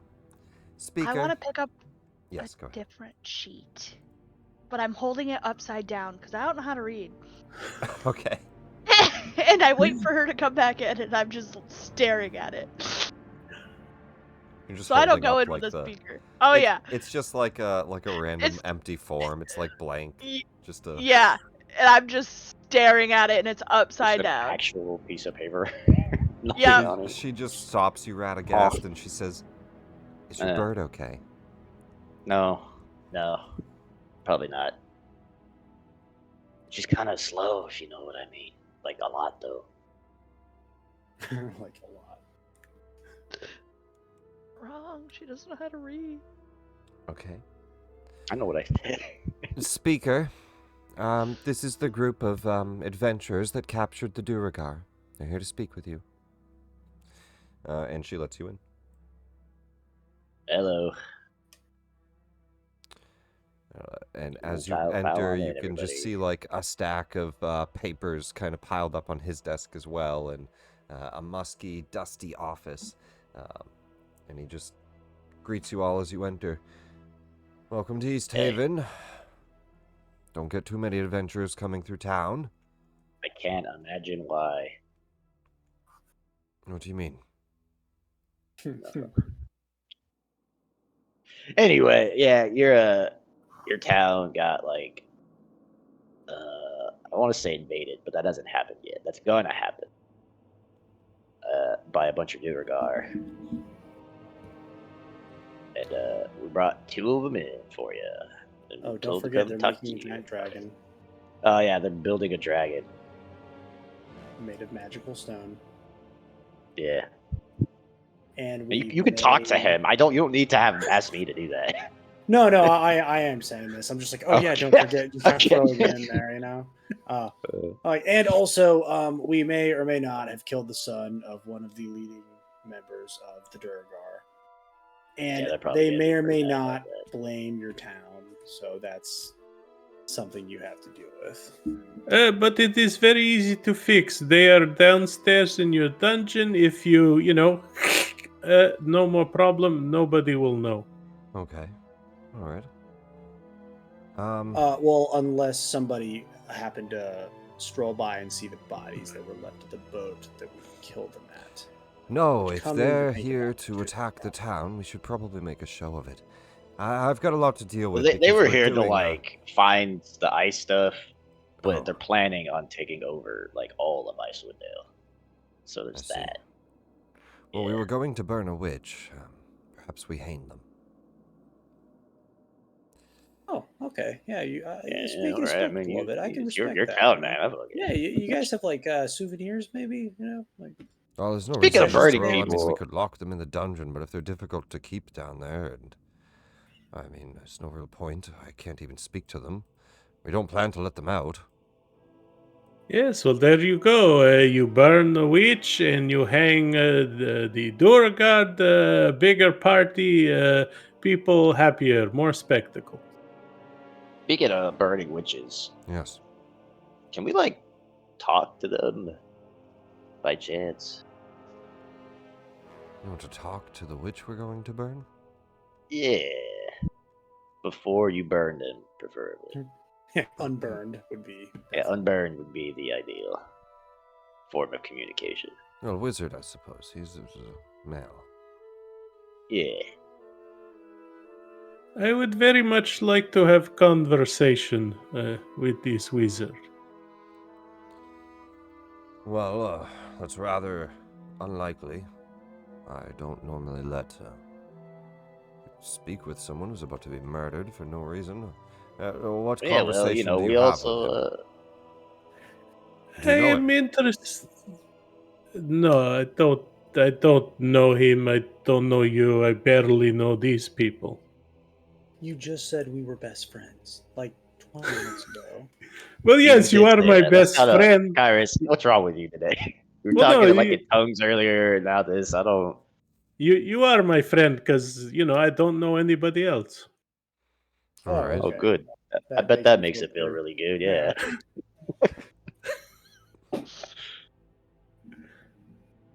I have a list. It is very short list, and you are near the top. Wait, who's at the top? If I'm only near the top, who's number one? Then I kind of lean over and I'm like, "Is it Kuvo?" You squawk like chickens. I don't think he's met there's important prior detail to that you're missing. The last time I met Kuvo, he looked at me and then he ran off to go somewhere else. He's low on the list. Yeah. Well, see, I do not judge people by the color of their skin. I judge them by the content of their character. Was it got to be a race thing? What? Well, you said he took one look at him and ran away. I figured it was because he was a tiefling. Not everyone is as open-minded as the rest of us, You know what? We're getting off track here. What? Can we talk to him right now? Listen, all I want to ask this wizard is where his spell book is, and I would perhaps like to have this spell book. All right. It could be arranged.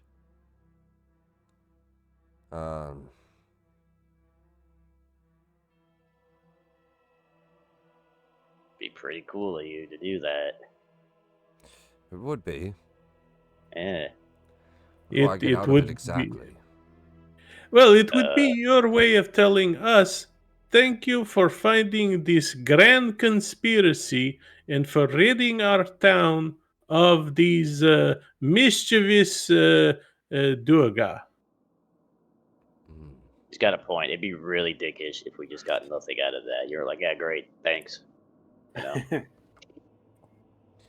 only the ending of all of Icewind Dale, but it's cool. Well, we've already taken all of his things. He didn't have a spell book. But you did not find spell book, so I wish to ask him where he keep his spell book. All right.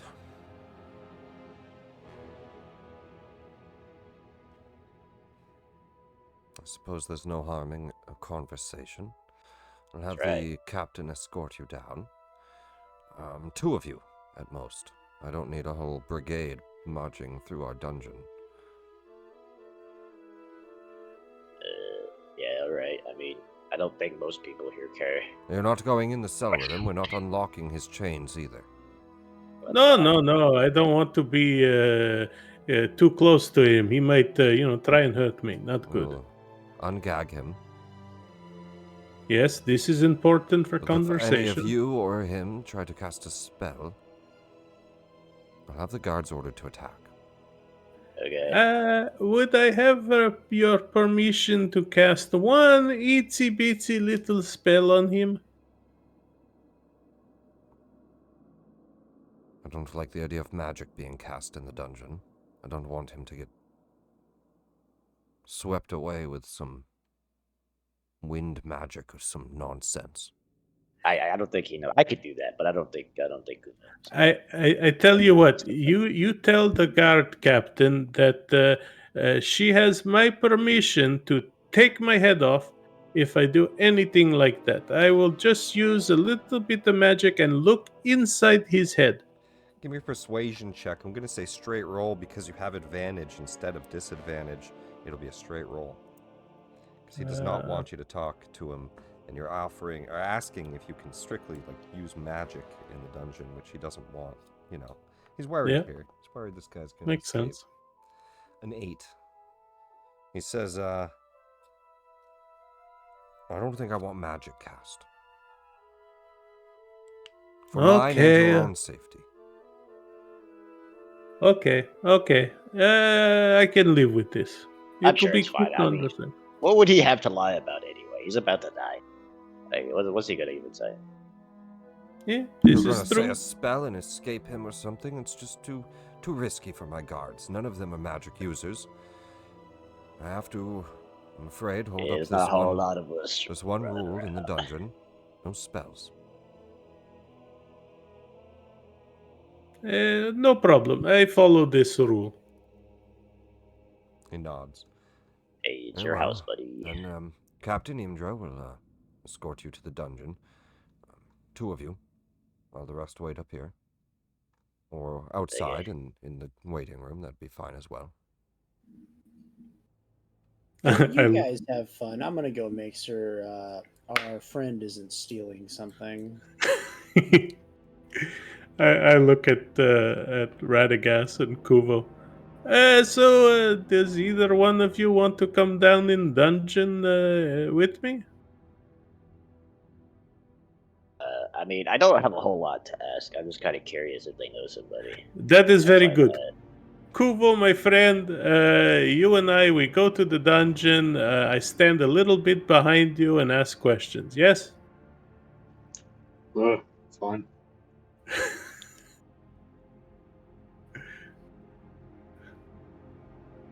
You are brought down into the dungeon, Kuvo.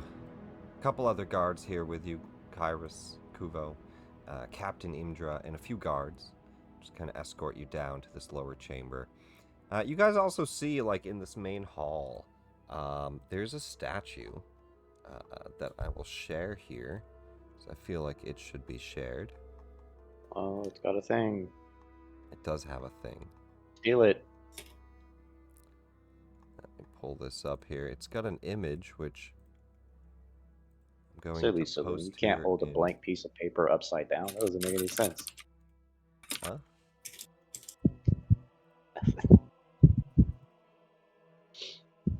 No, it's not blank. It's not filled out. No. Let me just see here. Who is that? It's a ghost. We'll get to that in a second here. Excuse me? You kind of just see it flickering near the image, but you don't got to worry about that too much. You see a ghost flickering in and out. But right now, it's just that room. And this is that statue and the pillars and everything. That's the room you're in. And as for a description, let me just see here. Low burning lanterns cast a gentle glow upon a tall black object in the center of the room. Although one could easily mistake it for a statue, it is actually the figurehead of a ship and is carved to the likeness of a winged demon. The demon-shaped figurehead stands 8 feet tall. Shards of wood jut out from the demon's back at the point in which it once stood attached to the hull of a ship. And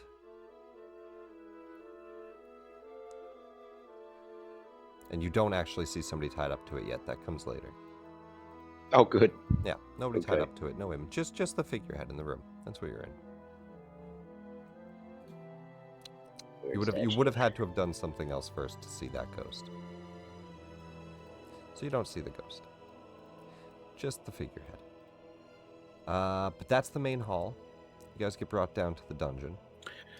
Just before we go down the steps, really at the last second, I want to ask the captain, Is it okay if I cast a quick protection spell on myself? What spell? It is a protection spell so that people cannot look into my head. Prevent them from reading my thoughts. He can't cast any magic down here. You're fine. You say that, and I'm going to use my... what is it from the item? Telepathy? I don't know what the rules are, but I have telepathy up to 120 feet. That's the rule. And she'll just hear in her head, and of course, because it's a thought, the voice just comes out. Because sometimes you can hear things in your head you don't want to.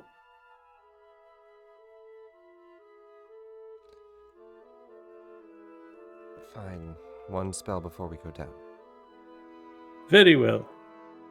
And just as we get to the edge, I'm gonna do a detect thoughts. 1 minute, so we're on a timer here. 1 minute.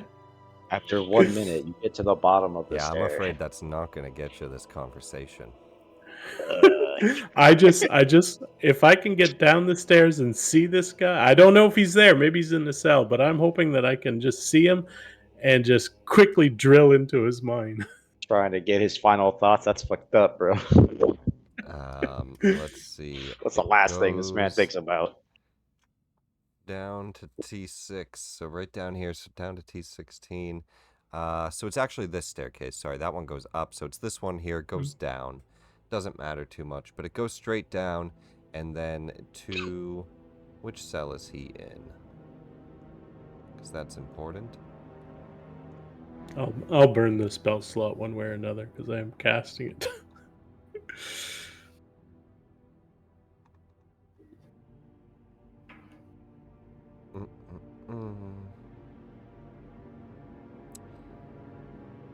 Jailer's room. 4 guards are down there. They're playing cards as you get walked past. You can actually hear they're just kind of chatting and complaining about the cold and when the next lottery is coming in. And Captain Madra grabs a key ring from some of them, walks over towards the furthest jail cell here. She unlocks a cell, and she says, "1 moment," and she pulls a man out, and he's gagged, he's masked, and his hands are tied behind his back, and he's heavily bound. And she brings him up a hall, opens a door, and says, "This is the interrogation room." And she sits him down, and she offers you all to come and take a seat. And she says, "When you're ready, I'll ungag him." I'm imagining that I wasn't able to see him within that 1 minute, right? You immediately walk down the stairs. You do see him within the 1 minute. So I'm gonna try and It's not a very drill big downstairs, it's just right there. Yeah, I'm gonna try and I'm gonna get his surface thoughts, and I'm gonna try and drill into his head and see if I can get anything about his spell book. Okay, let's go ahead and start off here with Wisdom save.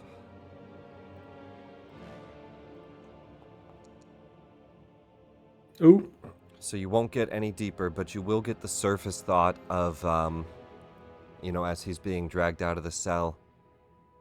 No way, it's nighttime already. Huh. Oh well. I can burn this corpse.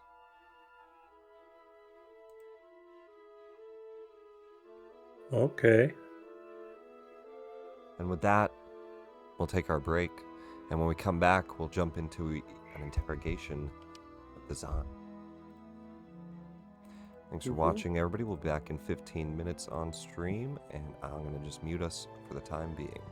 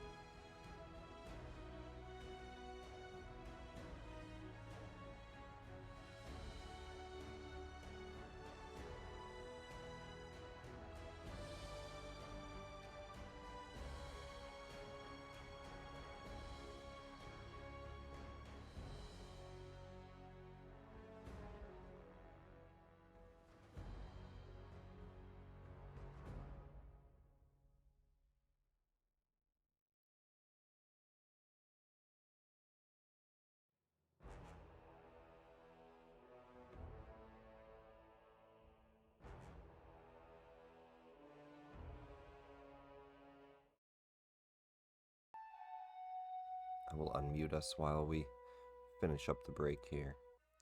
Last few minutes.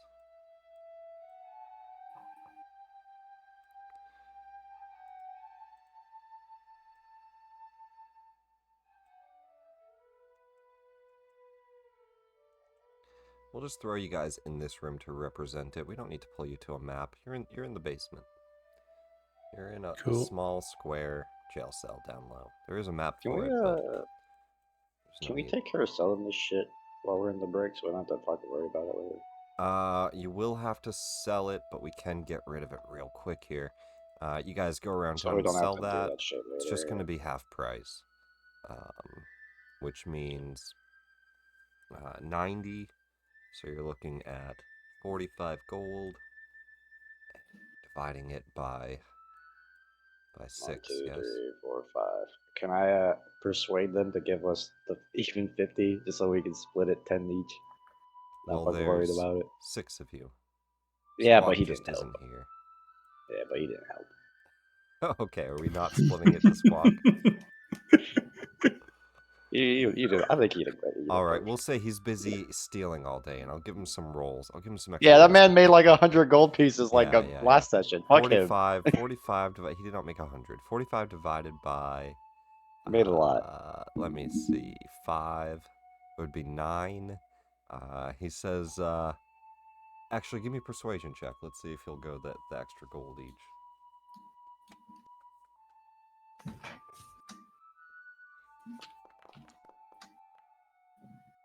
Yeah, sure. He'll go 10 gold each person. Sick. And we'll just go ahead and get rid of all that loot. So everyone can add 10 gold. Nice. Slowly making my way to my first magic item. And Saloon, Maybe. I think let's quickly take care of your dagger before start getting good. Before we continue here. So I'm not allowed to touch it yet. Huh? What? I was saying, did we each get like 10 gold or something? Yeah. Yes, that is what I typed in. You each get 10 gold. Oh, for selling the loot. Oh, yeah. Get rid of that shit.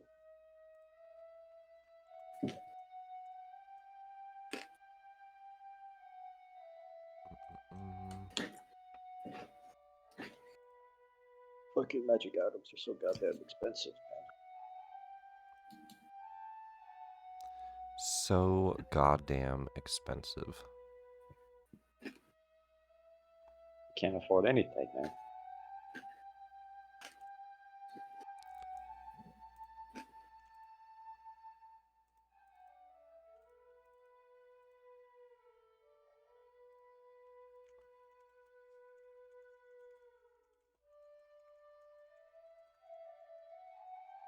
Buy a deep candle. Not quite sure what that does.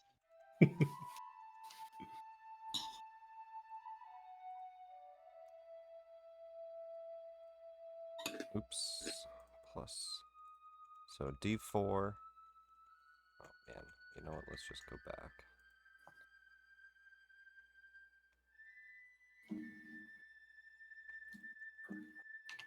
Oh, I could almost afford dust of sneezing and choking. So sand. Why is this so expensive? So sand. I fucking can't. That was good. Oh my god. That was good. So sand. D4 plus mod piercing, 3d6 psychic. Perfect. And it is magical. All set. And we'll make it we'll make it a rare dagger. Okay. Let's go to this here. Kuvo, he's still AFK? He is. He's one of the people going down. I feel like we should wait for him. Yeah, I mean, Kairos wouldn't tell him this, but he's definitely want to use Kuvo as a meat shield, basically. How endearing.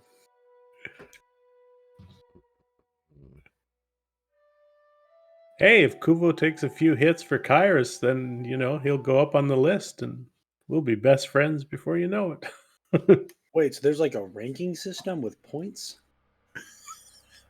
we're like at the end of the campaign, and I'm like, okay, I've tallied up everyone's points over the last several months. Without a doubt, we are best friends. Right, I'm best friends with you? two of you. Who are you again? You're my best friend. It This says here, so there's right a here. tie. They're tied for points, so this has to end with a fight to the death. I'll get on it. Fight for my affection. Okay. This lantern of tracking is worth 100 gold pieces. Whoa. Damn. But we can't get a Chwinga if you sell it. I already got a Schwinga. No, you don't. I mean, Did. if we're going to be exploring caves and stuff, I feel like it's probably in your best interest to have a... But it's for specifically for Schwingas, man. No, What am I elementals. supposed to do? Oh, yeah, Elementals, that's for any What are the odds of us running into an elemental in this icy tundra full of elementals? I mean, It's like non-existent. It's almost non-existent. All right. Let's see. He's still not here. This said mommy rot. We're just gonna get started. And whenever he gets back here, he can help jump in here, Kyrus. But we'll start with Kyrus as Dazan. Oh, it even says it right in his name. Let me fix his token. Some real Final Fantasy tactics art right there. Dazan, not in his full robe and not with his book, but a wizard, scruffy looking man, in a jailer's kind of just white linens, mask over his head, gagged. Captain Imdra ungags him, pulls the mask off. Dazan, And at this... you have visitors. Go ahead.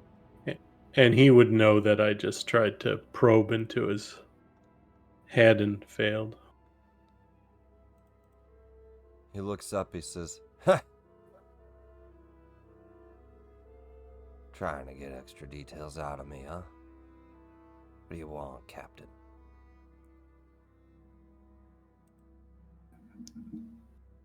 I'm here to ask you a few questions. Just do what you can for them.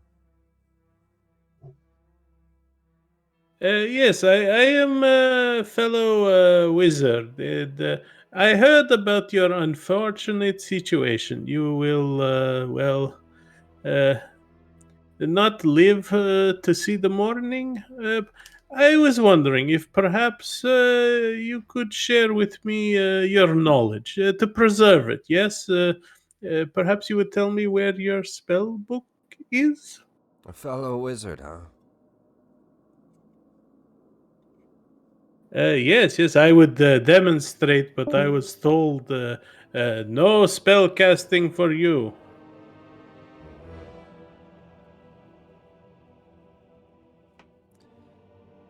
And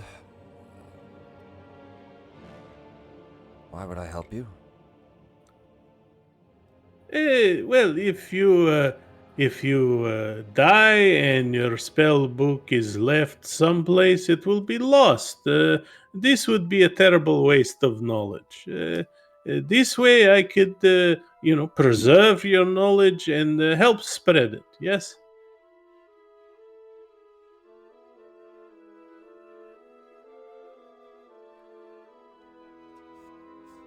Well, they took everything I had. I'm just a man in a jail cell. Don't really have anything to give you. No, I understand this, but they tell me they not find the spell book on you. And if you are true wizard, we both know you have a spell book, somewhere.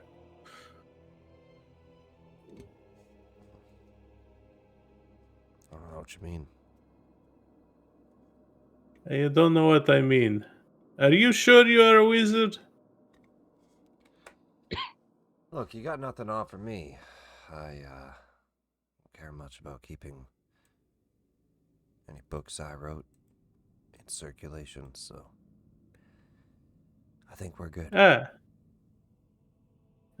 see. That is very unfortunate, but I understand. I mean, unless you can get me out of here or something, convince the captain not to burn me to the stake.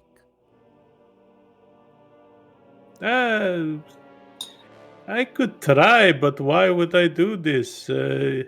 After all, you do not care if they burn you, yes? He just kind of glares at you. Why wouldn't I And care if they burnt me? Of course I care. I don't want to die. Nobody wants to die. I think I'm gonna try to insight if he's trying to deceive me there. Yeah, go for it.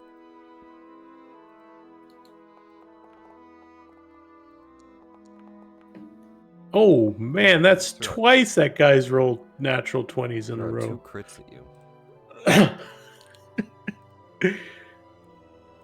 Let's say,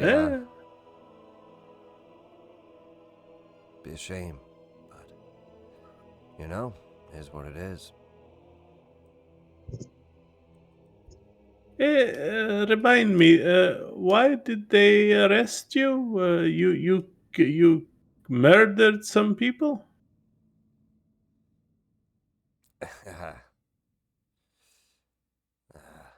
That's the story.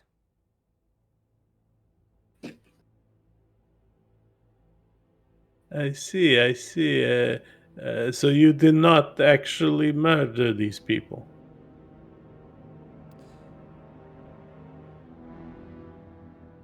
Captain, I think we're done talking.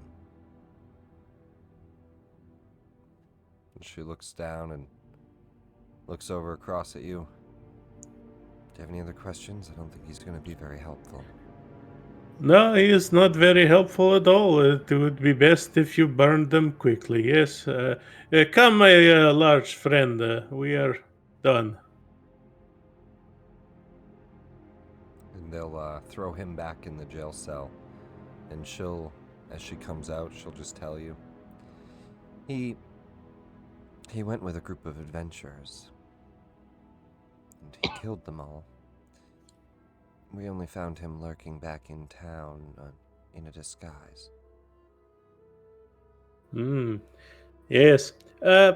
Captain, I will tell you something because I like you. We are fast becoming friends. That man downstairs, he does not care if you burn him. I don't know why. Perhaps he has some way of coming back from the dead, but keep that in mind. He did have a ghoul with him.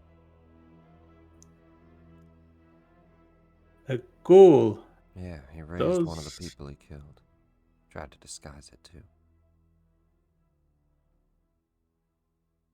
Oh. I would guess I would remember quite a bit about necromancy, right? Yeah. That'd be like so ingrained that. Yeah, so. A ghoul, you say? Well, then, yes, this very powerful wizard. I can pretty much guarantee when you burn him, he'll not die. Well, how do we kill him then? You need powerful magic to do this. There are other ways I don't quite remember. Well, but if you wish... We're just going to burn him at the stake. I mean, his body's going to yes, burn up, and right? Yes, and tomorrow he will come back as a ghost, as some undead creature, perhaps even in another body. Things of this nature. Perhaps he even has a phylactery nearby. I don't know about any of that, but we'll see, I guess. Deal with it when it happens, but I did very notice well. how nonchalant he was. Yes. When he comes back and perhaps destroys half your town, I do hope you survive. I do very much enjoy saying, I told you so. She kind of looks at you with wide eyes. All right. Great. I'll let all of you know if something happens, since you know so much about this. I'm just saying, perhaps you keep him in your dungeon for a little bit longer until we figure this out. But you don't have to worry. You do have, 2 Duragar to hang, so people He's are entertained anyways. Getting burnt tonight. Oh, very well. I'm sure we will be back in this town, and at that point, I will definitely tell you. I told you so. Great. Well, Kuvo, have a question for you. Yeah, sure. What is it? Kind of gives you an awkward smile. You doing something after hanging?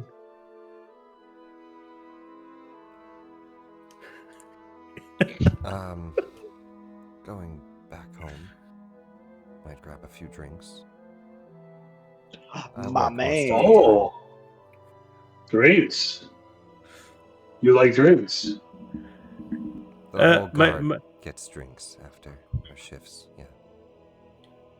My friend, I will leave you to talk with her. Good luck. And as I tap him on the shoulder, I will give him guidance and I will leave.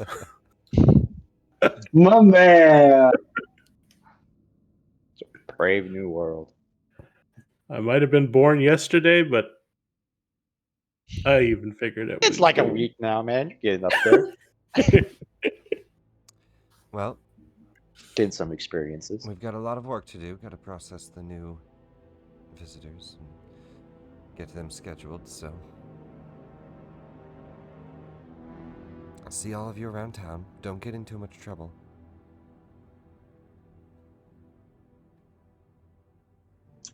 Kuvo will be seeing you around. Anybody else notice his slowly. Kuvo, his like accent changed for that. You can roll a persuasion check. This is 10 times better with you being on cam, man. The facial expression. Outstanding. If ever there was a time to use your inspiration, Kuvo, it's now. I'm doing it. Inspiration. How much do you want it? Oh no! And don't forget, you do get the 1d4. The 1d4. How bad does Kuvo want this?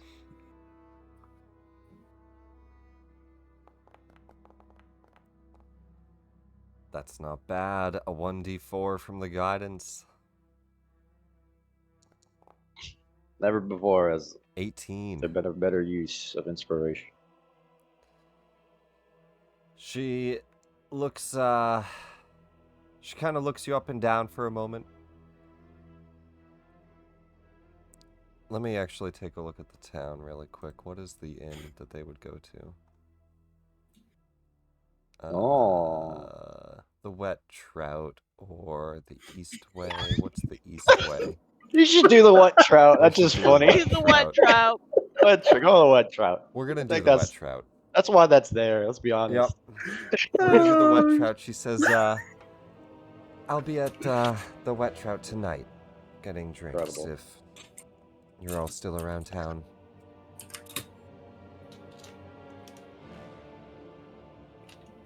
Kubo will be hoping to wet your trout tonight.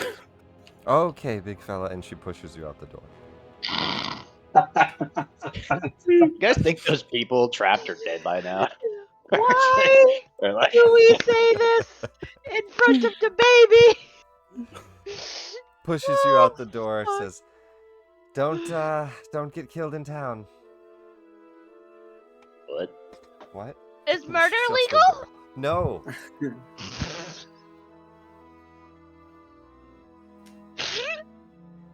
So we should definitely save those people. Yeah.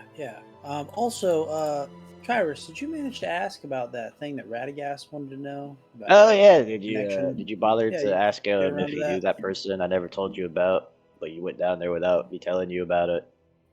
Did you do that? Did you read my mind and just learn the name I was asking? What in the nine hells are you Yeah, talking that's about? what I thought. Whatever. I It's mean, fine. Guard for you. well, I guess we know that you're not really his best friend, so it's to be expected. And I guess I'm in the middle somewhere, or at the bottom maybe. Listen, Kubo has learned that best friend is Kyrus. Kyrus is best mate is how you say I, second I man.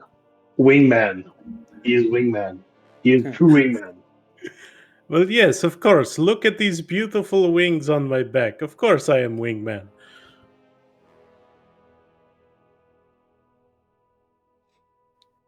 Wingman and the two silvers.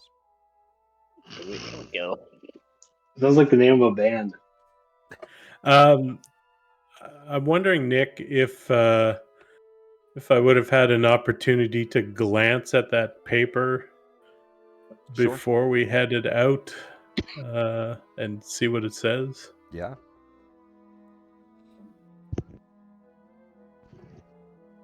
You would. Yeah, definitely want to try and figure that out. Hopefully before we can walk out, but if it's too complicated, then I'll wait. It's not too complicated. It is a letter from the mayor of Targos. And, seems like he's just chatting with the secretary.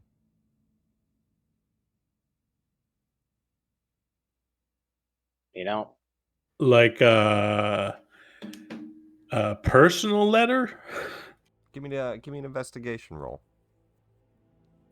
Investigation. Hey, 24. It looks like they're just chatting, and it's actually kind of weird because it doesn't seem like they have much to say to each other until you realize that there's a hidden message. You just don't know what it says. This is code. I will hold on to this paper. Yes. All right, I'll walk out with it. Okay. You know, I'm not like entirely surprised that the two shitty towns in the area are like in cahoots for something. I feel like we should have all seen that coming. I really think about it. Yeah. What do you all do? But I'll put that in my pocket to try and decipher it later and head out with everybody else. General crime things. Now we go look for these missing people. Yes. Yeah. Yeah, that sounds good. We gotta get back in time I have for to pass Kubo's some date, time. I think. Yeah, we'll say the dock fight and all that looting, 10 minutes. Be Coming a over very this way eventful and day. talking, half an hour. Yeah, we'll say it's like 4:30. This is good. We will go. Small little detail you should all know about. I do not have much magic left for rest of the day, but I will help how I can. Seems to happen to you a lot. Well, it takes a lot out of me, making you change time and trying to save What? you from. Anyways, don't worry about it. Let us go. Okay. To the ferry! One second. I just realized that your reactive image is all messed up there, Kyrus. You're not the tiefling you should be. I fixed it. I'm not the tiefling I should be. Yes, instead you were Valros. Okay. I fixed it. You guys head then up the coast. You don't immediately get the ferry because the ferry's shut down at the moment. And Step 1, find boat. Step 2, save people. Do you guys Step try 3, to figure that out? Or do you guys just head on up on foot? I'll say it's half an hour on boat. It's an hour and a half on foot. Does it seem plausible to even get anything out of here? That's what it says. Or is it? That's what it says. Don't You we, can get the ferry can speed you up. So there is a ferry that we can get to. It's not all Iceland. It just looks like it's shut down right now. Yeah. I mean, you'd have to find the owner. Or if we even look. I mean, yeah. So you guys just go on foot? Yeah, I guess we'd have to. I mean, I don't... Unless somebody else knows where the fuck we would go to find this guy. this is... No, sorry, go ahead. Kairos would just say, "This is better idea. If you fall out of boat into cold water, well, then I have to strike you off my friends list." Okay, we will pass an hour and a half as at about 6 p.m. It's starting to get dark, and you know that you're going to have to hurry up in here and get back or end up camping out where you find this entrance. But you guys will make your way up the coastline. And let me just find this here.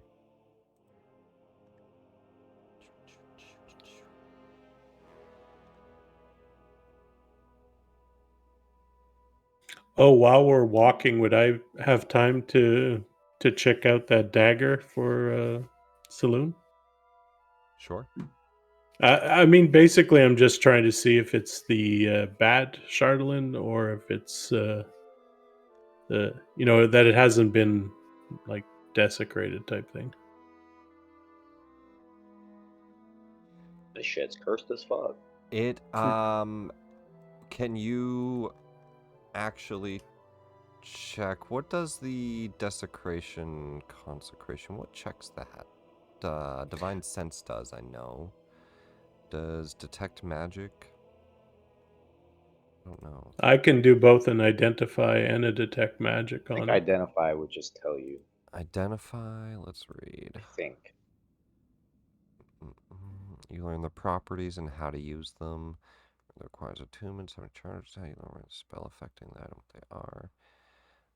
If the item was created by a spell, you learn which spell it was. Well, it doesn't exactly say that. It's kind of tough. I know Divine Sense would tell you. I'll say that Identify is good enough, though. Then you cast a ritual spell Identify on it. It is desecrated Chardling, which is why it's doing psychic damage.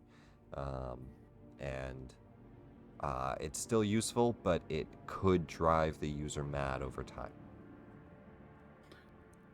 So I give it back to Saloon and say to her, "This is powerful weapon, yes, but if you hold on to it, use it, it could make you crazy, lose your mind, make you go mad. You understand this?"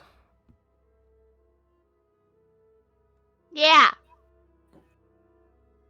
So it'd perhaps be better if you not use it. Perhaps even not hold on to it. Oh, geez. Okay. 5 deception. I kind of can't fail, but yeah. I kind of can't fail, but sure, let me roll. Listen to me, my tiny friend. I like you. This will hurt you. I best friend?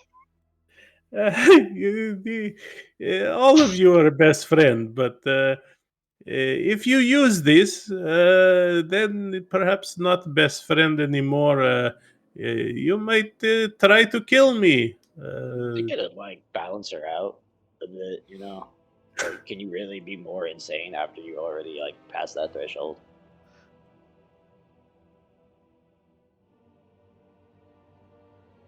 But it is your dagger. You do what you choose to do. I just tell you, bad dagger.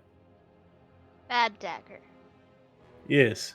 Best if throw it away or sell it to somebody else. All right. As you guys walk up towards where you believe the fishermen went, walking along the coastline, looking out, trying to find them, you see a rowboat bobbing untethered in the water amid some small ice floes. Not far from the 80-foot high cliffs that abut the shoreline, the mouth of 4 caves dot a snowy cliffside. One of the caves is at water level, and the others are relatively 20 or 30 feet above the lake. The wind tearing through these icy caves sounds like moaning. As you guys make your way up, you can see that clearly this is where they went into. Can I clarify what kind of moaning that I'm hearing? The sound of the wind through the icy caves. But like, what kind of moaning? Wind. Is it pleasurable moaning or like uncomfortable moaning? Sounds like wind. And right now, I think uncomfortable moaning. Uncomfortable moaning. Okay. All right. But what you also see, I'll let you guys kind of position how the group would be here. Now, for the cave entry, this one is on ground level on the south. So these ones are high up. These 3 are high up. The one on the way south is ground level. This one. I can't move that one. Yeah, there are some walls on the edges. You should be able to move over there. You just can't move, like, onto the cliff. But as you guys are making your way across, what I'm going to ask, like, don't go any further than that yet, Radagast. Just kind of position how the group would be walking. Like, where are you guys? Oh, okay. Oh, I'd say we're all within a nice fireball distance of each other. You're heading south. In case anyone's wondering. And this is the edge, right? So you guys can kind of position. We don't really have a formation. Who goes in front? Yeah, all right. Kyrus makes sure there's as many other bodies between him and potential danger. But what if something sneaks up behind us? Yeah, then you're fucked. There is a description for the sound of the moan. I'm sorry. Oh, Thank you. ooh. The howling wind that blows through the cave sounds like a moaning crone, which is bone-chilling enough to deter most would-be explorers. Exactly. Thank you. And good question, Kuva. I ate, please. As you all are making your way towards this southern entry, have you all roll perception checks.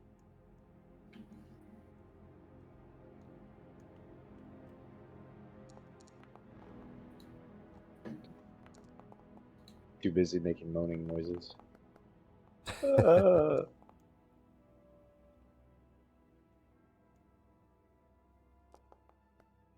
Oh, damn. I keep forgetting. I have a familiar, too. And I'm just going to give you guys this. The survival check's only a DC 10. You see 4 sets of human tracks, and they disappear into the southern cave. Like, they went in here.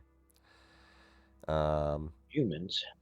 The people you're looking for, it looks like. And... hey, we got some nice rolls. You guys will not have a surprise round, as 2 harpies fly above. They're both going to start here at 35 feet. They're flying up above, and we're going to roll initiative. Anybody know harpies existed in Icewind Dale? I sure. I don't know if you would know that or not, to be quite That's wild. honest. You can roll a nature check if you want. Sure, why not? I just As feel you like see weird, these half-naked bird ladies. These Oh, fully they're naked. half naked. They're fully naked. Get bird them Weird ladies. that they'd be here, man. lady. They're fully Half naked. naked. Yeah. Half naked. I'm gonna Half give Cash advantage on his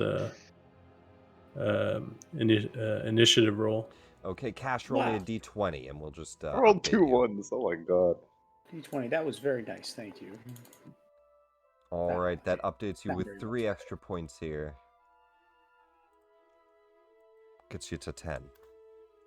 I knew we were best friends. Radagast just over here completely flabbergasted by these birds existing. Which does put you above both the harpies there, Cash. Sweet. And we will jump here to top of the round as I find some music as these things come flying down at you. What? Ooh, Saloon.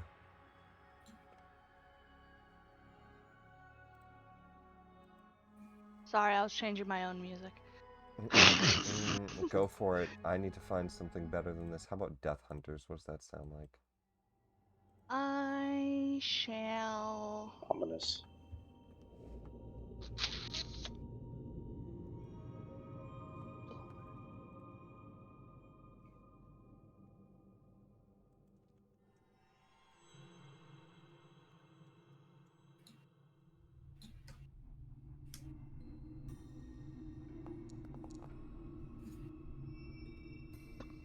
Does a 25 hit? Yeah. 60 feet. Yeah, you're 30 feet away, 30 feet up, so you'll spawn this up in the air. Yeah. Fly it up towards it, and a 25 will hit for 7 damage. And then I turn around. Because I'm super alert. I know where they are. And I attack the other one with a guiding bolt. And I miss. I don't think you can Unfortunately, do an a 8. guiding bolt. Yeah, you actually did a spell. You did a spell. Oh. Yeah. Oh, yeah. Thank you. Save that spell slot. And that didn't Fine happen. then.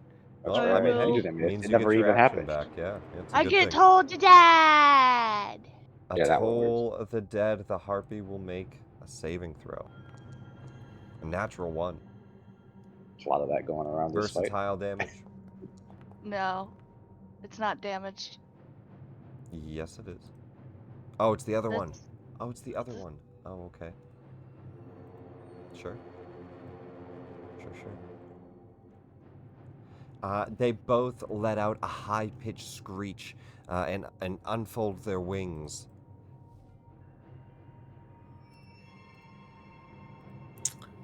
Remind me again, Nick, the familiar to give the help action, it has to go near the target or the person doing the...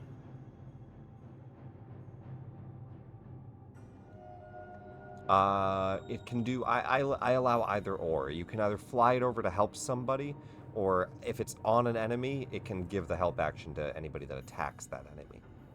Okay. Echo is going to fly over to Cash and do the help action. I will look at this Harpy and try and shoot it with the firebolt.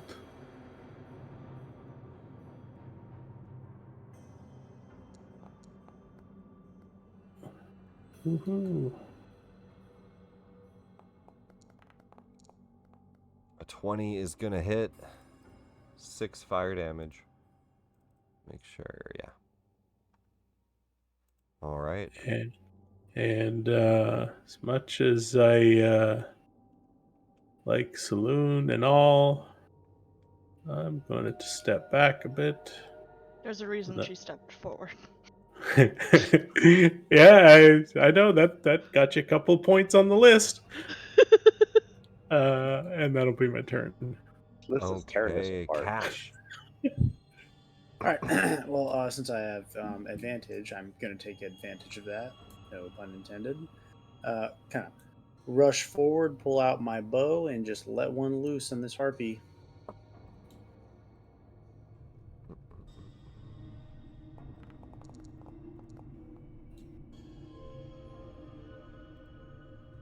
I'm guessing a 20 hits. Most likely.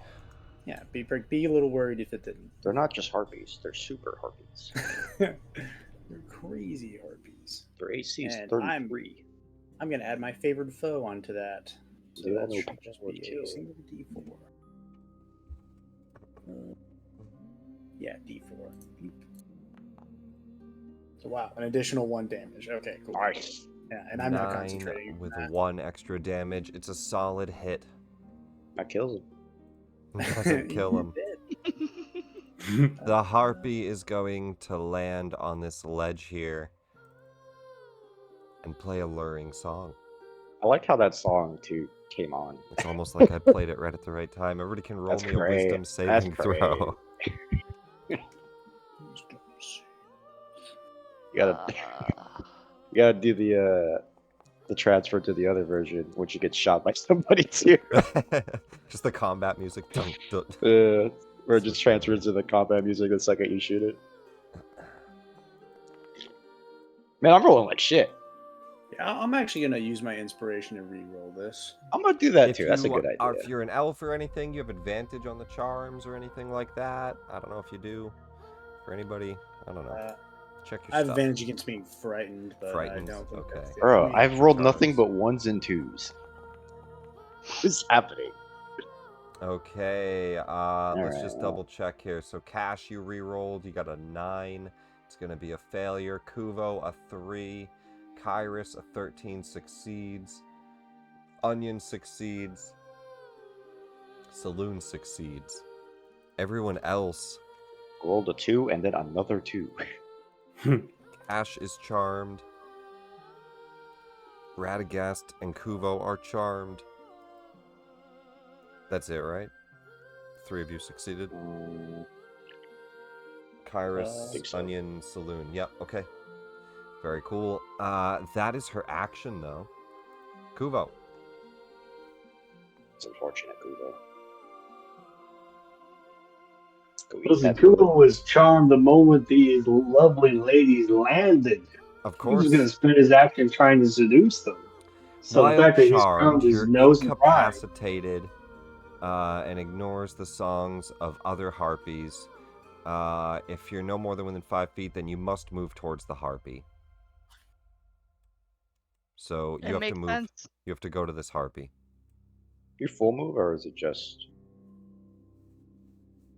like your regular move? If you take damage, you can repeat the saving throw.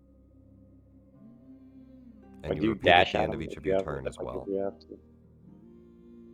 Yeah, he would start to dash up the wall here. So 5, Okay, 10, makes 15, sense. 20, and then you'll start to climb with a dash action. Do you have a climb speed? No. All right, then you're just going to get 20, which means you have an extra 10. What do you have for speed here? 30, so 40. So you're going to go, we'll say, 15 feet up the wall.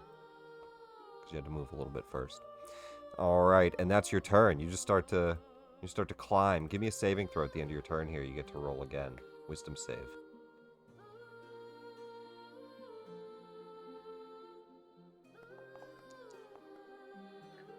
Not too sure that Harpy was too smart bringing that barbarian right next to her.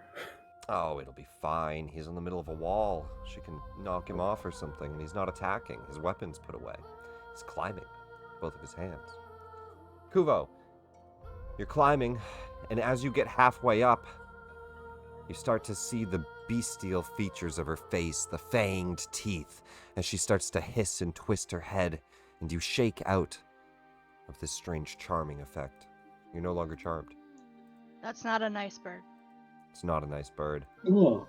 But that's your turn. Radagast, you're charmed as well. Whoa. You must make your way to the pretty lady. 15, 15, and climb half speed. You're halfway up the wall. Sick. You don't have a shield or anything you gotta take off, do you? Nope. Okay, then you just start to climb. I don't do that.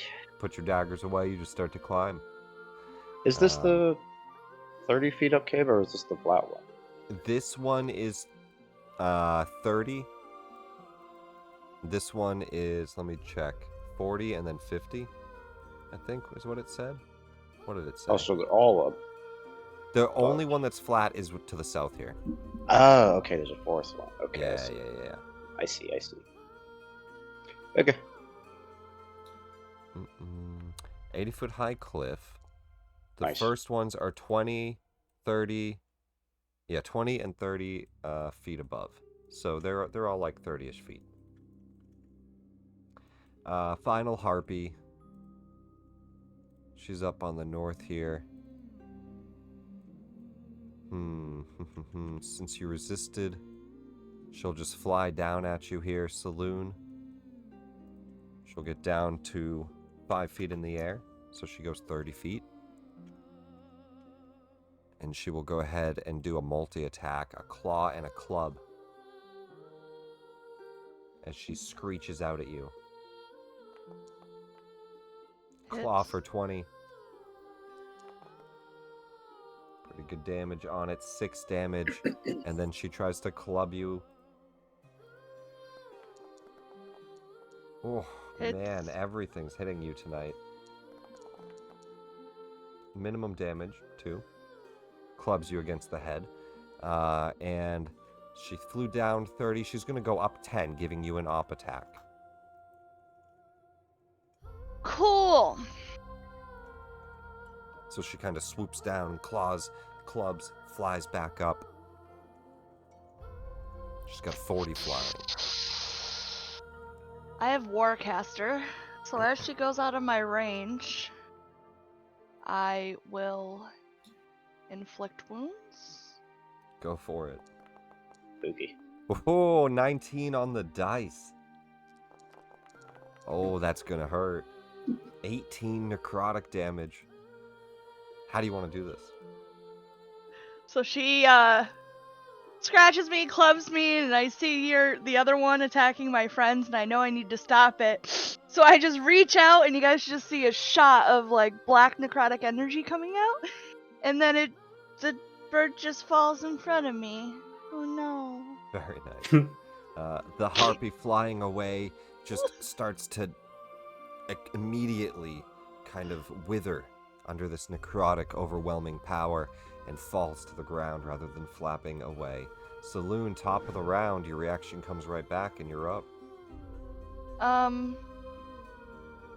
Bonus action first, because we extra. I will... You have no valid special with no shit, it's already there. The 17? mace will swing at the harpy. A 17 hits. They are naked after all. Not a good strategy. They should be very cold.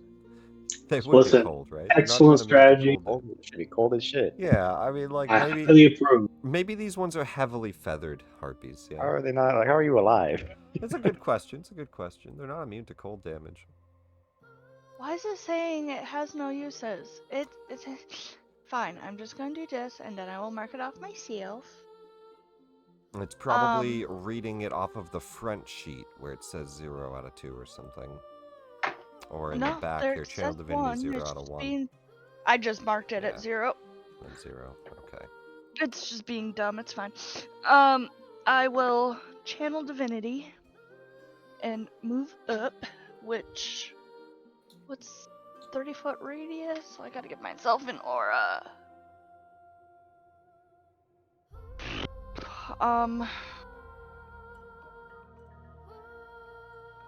Ending one effect. So I don't need to end my one effect, so it's 1d6 plus 4 temp HP.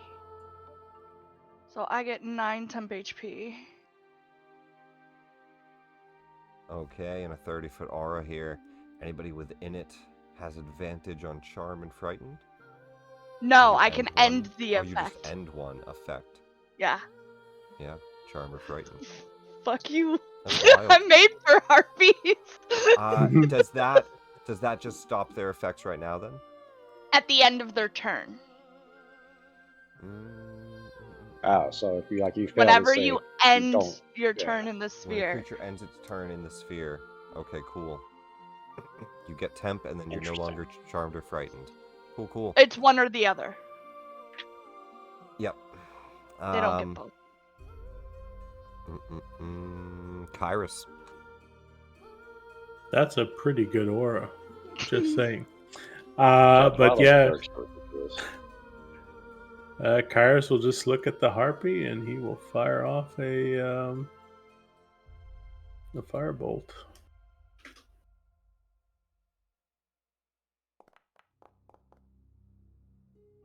A 15 hits. They really should have armor on. Or something. 5 damage. They're just hungry harpies. Well, no shit. They gotta eat a bunch of food to keep themselves warm. And if one dies, the other tries to flee. Okay, so it will try to leave here. But all right. I'll just move up a little bit, and that'll be my turn. Cash, you're charmed. Right. So what does that entail? It just entails you getting off of Onion for 5 feet. Does it not make a concentration checks? Does it not do that? For luring song, it's not a. Let me check. It's not a. Is it not like Baldur's Gate? I don't actually remember spell. anymore because of that game. It's not a spell. It doesn't say concentration. Nope. So, like I said, it has to continue to use an action, or the effect stops. So her next action has to be that, or it ends. Cool. So if she keeps singing, then you keep staying charmed.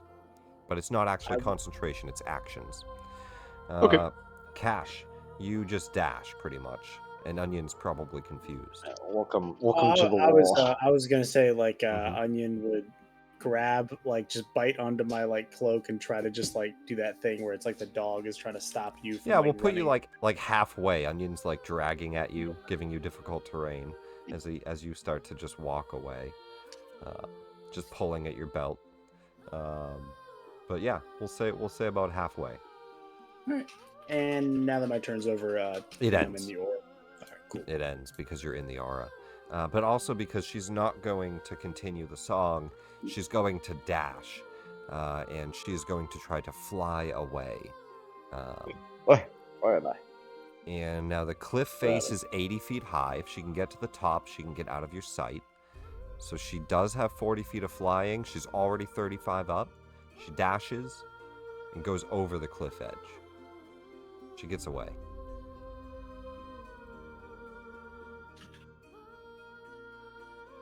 It ends the combat, though. Which is a good thing.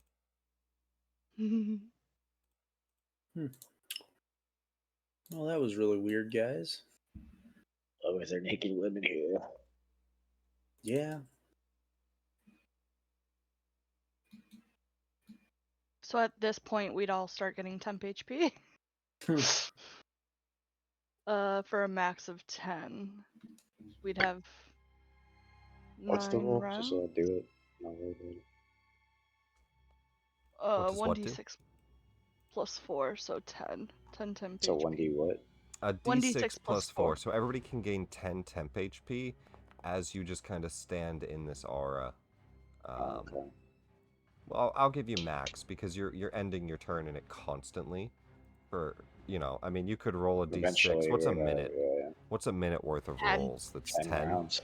You could roll 10 d6, and if you don't hit it, you don't hit it. But I'm not too worried about it. You all get 10 temp in Saloon's aura. Everybody can add that. To you. That was and that's probably what happened with guys. Do they drop? Do those temp hit points drop if we're outside of your aura? Nope. No, temporary lasts until a long rest. Cool. For like all sources. Or, like, except for like there's a couple that say that like you lose these after this, but that's really rare.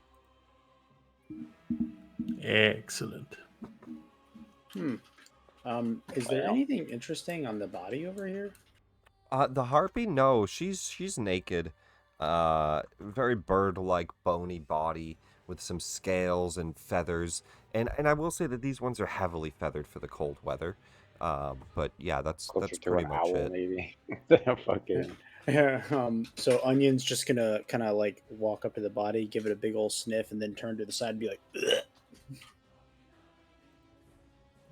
Yeah. think that's probably what happened to the fishermen.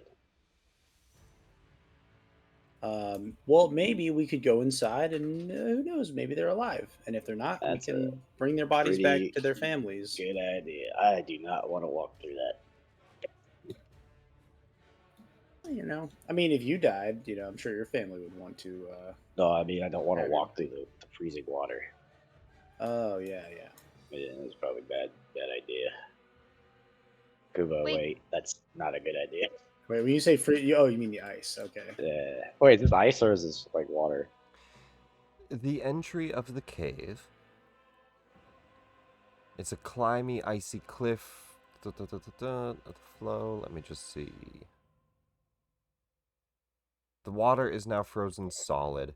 The tunnel used to feed into a lake. It's now frozen solid. It is frozen solid water. The ice is several feet thick. And good. It looks like they entered. You can see their tracks. Okay. So we'll not be breaking on us. No. Several feet thick. Okay. Yeah, there's no way. Is this like... Oh, wait, I can't see. Yes, it's dark, yes. You can see. Thank you. Sorry. Dark vision. All 4 of them. All 4 people? Or Kuvo, can Radagast, Cash, and Onion, because I know Kyrus. Well, Kuvo has can it already as well. see, right? No. No. Onion has No. It gives them 300, so it's just better. Okay, now you all can see. Oh, okay, that's fair. Yeah, Better it should be odds. a 300, but I don't know that you'll need 300 for this, but I'll let you know if you see anything extra. You can edit it on your character sheet in the token. Vision says 60. Stay behind Kuvo. Up that to 300. You don't have to tell me twice, big guy. Why would is there any light like at all coming from in here? Let me see. Like I don't imagine a bunch of humans just ran in here blind as fuck. Like, let's keep going.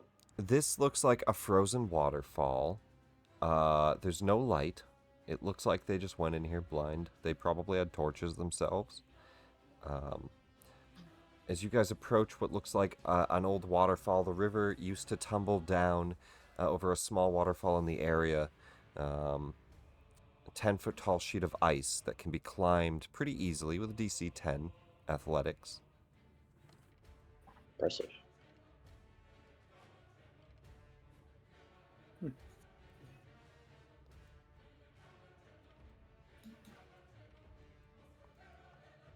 So as you guys get to this ledge here that Kuvo's at, I need an athletics check.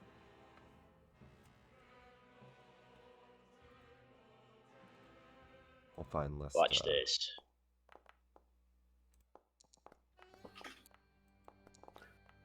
I'll just flap my wings. Fuck you. Yeah, you can fly over it. Goddamn flight.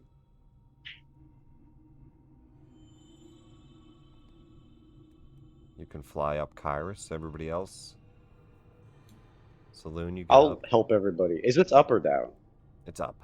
Forget it. It's up. I'll help everybody else up when I get up here. Cash and Onion.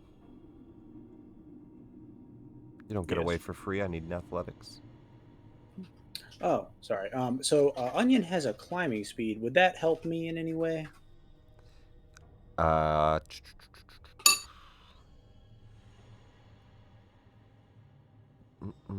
Sheer ice. I'm gonna say you still need to roll. Okay. I'll give Onion advantage. Sweet. It says I'm mounted on Onion. Would it just be? You are Onion not rolling? mounted for him to climb. There's no way. Okay. Not while he's climbing this. He's a baby. Straight up a wall. He's a baby. Onion gets up though. Does Cash? Oh, he made it anyway. It's DC 10. I was gonna say, get advantage with me helping or no? Nah, I'm gonna say it's too far for the help. Everybody just has to roll Okay. one. Everybody made it though. I like make it all the way up, and I'm like, "Well, that was close." And you're like, "Oh yeah, I was gonna help you out, but you seem to." Now this You got ledge it. here, let me just check how high this ledge is. This right here. Yeah, I think that's a ledge. Let me just double check. Yeah, it looks like it. Looks kind of purple. It's hard to tell. That's just the stone. I'm just wondering if it's... Doesn't say right here if it drops down. Let me check here. No, that's just stone. Yeah, you guys can pass that way, it looks like. Which way is the trail going? Yep, so that's a potential way to go, and then the waterfall continues up. And you can see a bridge up ahead, like a stone bridge, 20 feet above the water. Weird. But you guys see just I a agree. pathway. The side path is fun. Light. Blood. Did you say blood? Yeah, there's blood up there. Oh, okay. Indeed, cool. there is blood up there. A lot of blood. As you can see... It's getting worse. Kuvo, stop! Stop it! No! Bad Kuvo! You can see something, Kuvo. A frost giant skeleton sitting amongst a pile of bones. It's encased in ice, and it looks like it's not moving. Man, but it has a token, and that concerns me. The skeleton is huge. You go up to its kneecap. You can hide in its shoe. Is this blood fresh? The blood. Can I tell from back here? Fresh blood paints the icy floor. Uh-oh. More than one creature was butchered here recently. There are bones, knuckle trout spines, human skeletons, pieces of bones of animals and birds, clothing, Does it look rusty like weapons. Anything that's not bones? Like, is there somebody like eviscerated over in the corner or some shit, or is it just the bones? Like, is there meat?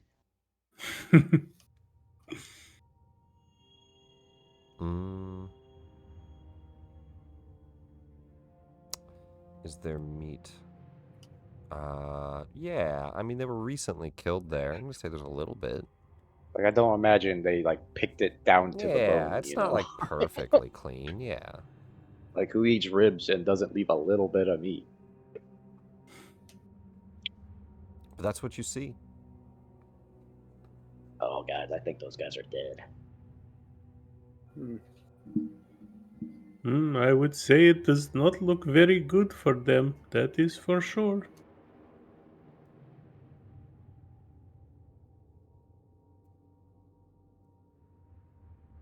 I'm also a little weary about that big, giant skeleton. Yeah, I'm just kind of staring at it.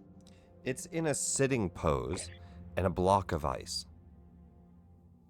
I don't think I don't have like a good experience with giants of any kind. And that one's dead in a skeleton, but it's sitting. Does it look like there's like any kind of wound on it, like that might have killed it back in the day?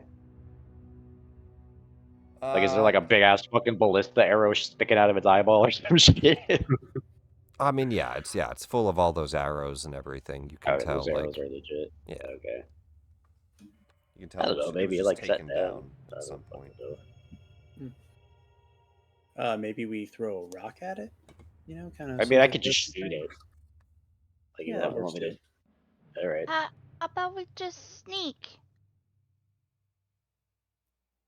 I don't think we're good at that. We're not good at that. We try. We don't have a good track record.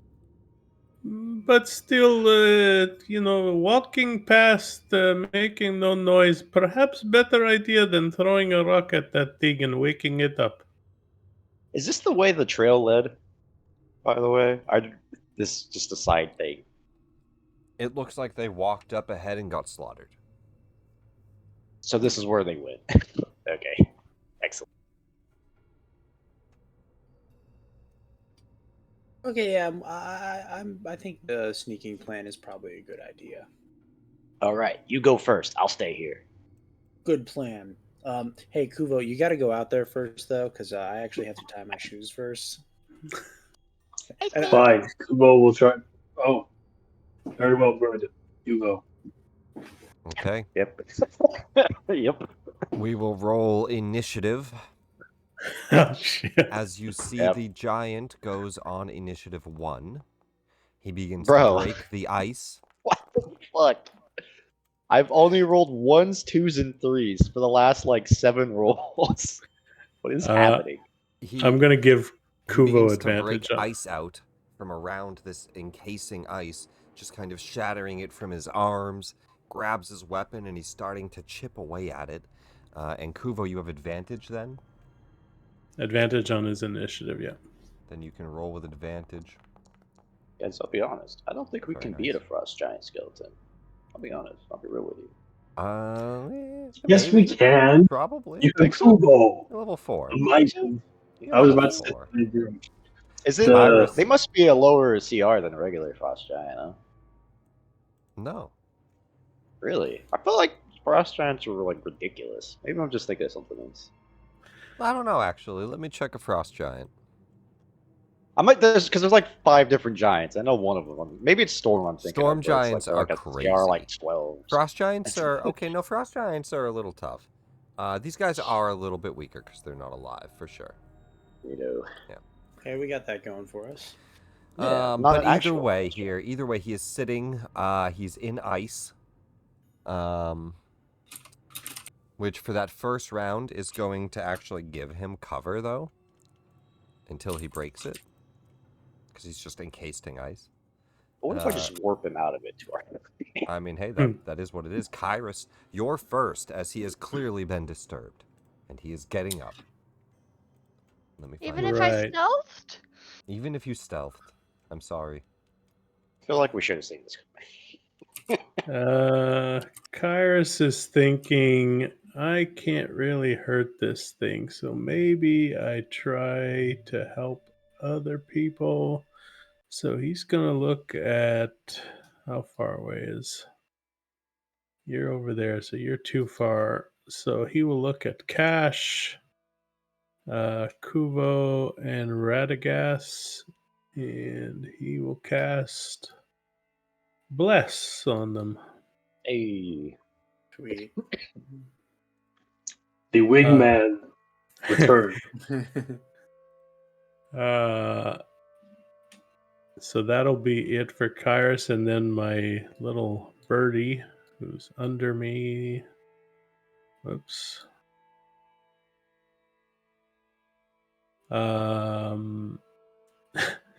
Echo's gonna fly onto Kuvo's shoulder and give him the help action, and that'll be my turn. All right, Kuvo has the help action, and you cast Bless. Let me put that up on, who was it again? Sorry, I was just setting something. These 3 I see On targeted. Cash, yeah, exactly. And then you're concentrating. Beautiful. Frost Giants going on 1. So Cash, you're up. All right, I'm gonna take out a little flask of coffee, kind of stir it up, shake it real quick, and just kind of hold it out in front of Onion. I'm like, here's a sip of my special stuff, and I give Onion a sip of it, and I cast Longstrider on Onion. Okay.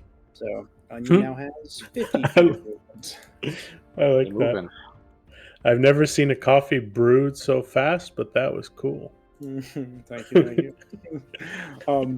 And Onion just seems pretty psyched right now, just absolutely enthralled. And okay, so is this guy still in the ice, or is he breaking out of the ice, or did he already break out of the ice? He breaks out of the ice on turn 0. Okay, then. On turn 1. Well, in that case, I guess I will do nothing. So he has full cover, right? No, 3/4. Oh, so you can still hit him. Sure. Which is really hard. Sure. Okay. I will shield Sloon with my body. What a hero. Okay. I know. Kuvo.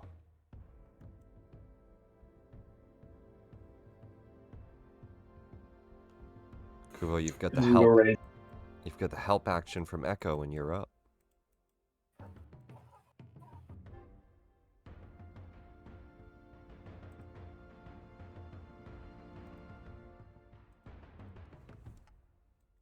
Did you say something, Kuvo? I missed it. Oh, you yeah, I said he's goes into a rage. All right, you go into a rage. That's a bonus action.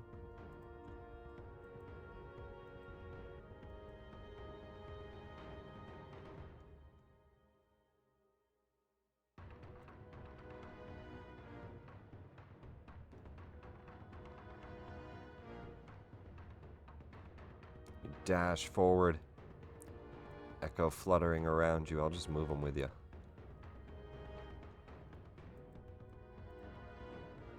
Now he attacks with his maul. Ooh, bludgeoning against a skeleton. Excellent. He is prone. You do have advantage. Is that a thing in 5e? I thought that was like a 3.5 thing. Nope. 16. It's not going to do any damage as you smash into some of the ice and break away the ice towards his feet. You know what? I'm gonna, if I'm allowed to, I'll burn my inspiration and give it to him. Unfortunately not. That's for your d20s. Okay, cool. So Kuvo, that swings out and does not hit. Get out here and face me! Saloon. I'll break that cover down, though, to half cover with that smash.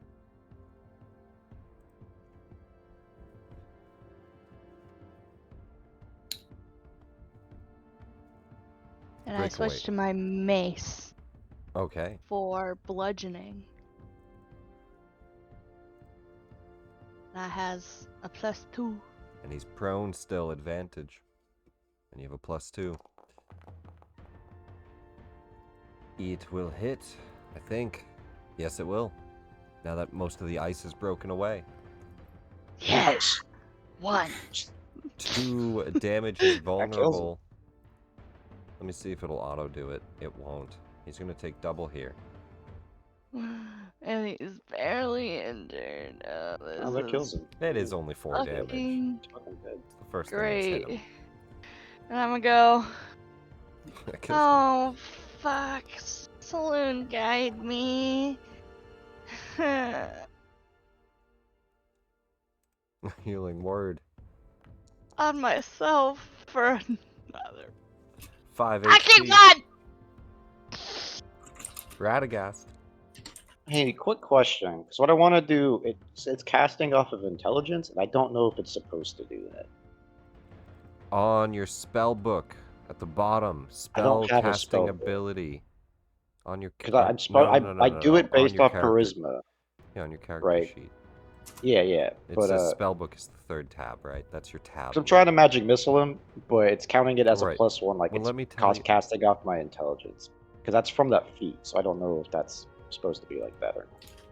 Let me tell you how to fix that really quick here. If we go into details, ability modifier con. Is that what it is? Well, Spell magic effects. missile doesn't. It's +1 to force. It's not plus your modifier. What is it that's wrong with Oh, it? it's not modifier. No, I thought it was no, the D4 plus your modifier. No, just +1 every time. Yeah. Okay. Everything looks like it's set up right. Okay, never mind then. Yeah, I thought it was. That's why I was saying that, because that's my modifier. So I just assumed that's what it was doing. No. You're good. Okay, that's fine. I'm going to shoot some missiles at him.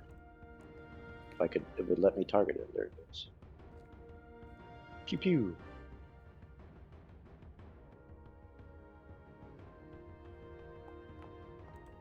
All right, you're gonna have to click that exactly 3 times. 5, 7, and 9. 3 bolts slam into him, smashing into the portions that are broken open already. See, that didn't do much of anything to It hit him. 9 damage. Yeah, I'm just looking at the barely injured and He's taken filled with 13 total so dread. far. Having a little bit of history of frost giants. Yes. Would I be able to determine if there's like a specific way to fight these things, or if it's just I really don't know. You see that your allies have mauls and maces, and that's a good thing. Okay. You can roll. I mean, it's not a frost giant though. It's a frost giant skeleton. Yeah, I know. I don't think you've fought one before. I don't think I would know anything about a skeleton, but I'm just going off of what I know about actual I mean, you know that giants. this is a. I mean, Radagast. This is probably the biggest fight you've ever been in. A frost giant. I mean, the Yeti was something, but this is something else. Yeah. I don't think you've ever been in anything this serious, and you're not too sure on frost giants beyond the fact that they are extremely deadly, and you probably didn't think of yourself as somebody ready to fight one. Okay. That should be it for me. I ain't going in there. He breaks the ice and stands up. Oh no, I'm sorry. He stands up at the end of round 2. He breaks the ice at the end of round 1. Wow, they really. They give you 2 rounds. They really give you some time for this one. He will be up and fighting at the end of round 2 here. Still prone though. Man, there's not much I can do. So I will firebolt him.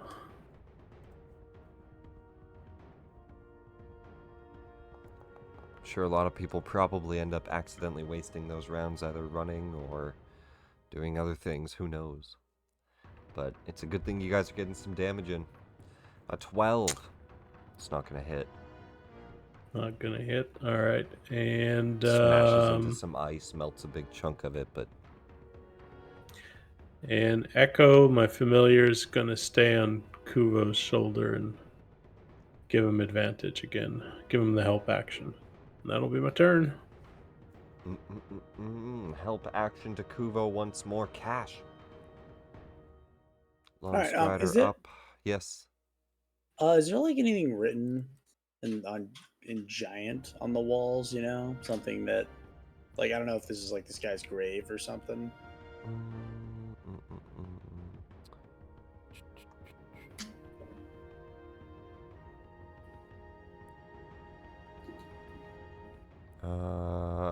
There is, just not in this chamber. Okay then. Yeah, you guys would have had to have climbed up and entered a different way. There is some stuff to read on the walls, just not in this area. Yes. This area does not have any writing. Okay, cool. All right then. You know, all reliable. Time for that longbow attack. Bam. God. It's actually disadvantaged because he's prone right now, Cash. So it's not best to use a ranged attack at the moment, unfortunately. Well, get in there, man. Well, it'd be cool if I did. Just go in there. Yeah, I mean, it misses either way there, but. Yeah. Okay, I figured. All right. What's the worst that could happen? I die. That is the worst that could happen. No, what's the worst you could do? I mean, he'll get up. It looks like he'll get up. Just, unfortunately, right now it's. So I'm gonna hop off Onion. Onion's gonna take a step back and do a little charge. And just sprint forward and just dive, strike, slash this thing right in its whatever part of it is exposed from the ice. He will get an advantage attack for this thing. Go for it. Sweet. Maul attack advantage. Weapon attack plus your spell mod. Let's see if it adds it right. It does. 22. Cool. And because I use the charge ability, it's already prone, so that part is completely not important, but it gets an additional d6. Wow. Plus, okay then. Plus. Nice. Oh no, d6 from what? So if it moves 20 feet before attacking, it's a charge, and it forces the thing to make a like a save to not fall over, which is irrelevant. Oh, just click the charge for me. There you go. Yeah. Perfect. Oh, sorry. Yeah. Or be not well, he's already prone, sure. But not a problem. Alrighty, and an extra d6 of damage, but roll damage on the regular hit here. Damage. 8 plus 4. Come on, baby. Oh, nice. Oh, 13. plus your proficiency bonus, right? Not your spell mod. I thought. Plus I think that's what the +2 is. Yeah, it's supposed to be +2 plus 2 though, not +2 plus 5. Yeah. No, yeah, you're right. Well, I guess subtract 3 from that. I don't know why. No, you're good. You're good. 10 damage. Because it's not your spell mod, it's just your proficiency bonus, which at the moment is 2. Yeah. Alright, and a solid hit, though. Solid hit. 10 damage. Cool. Plus the 1 slashing, so 11. Alright, and that is so this thing can't like attack us or anything currently? Like if I move away, it's totally fine. It is let's read what it reads. Let's see.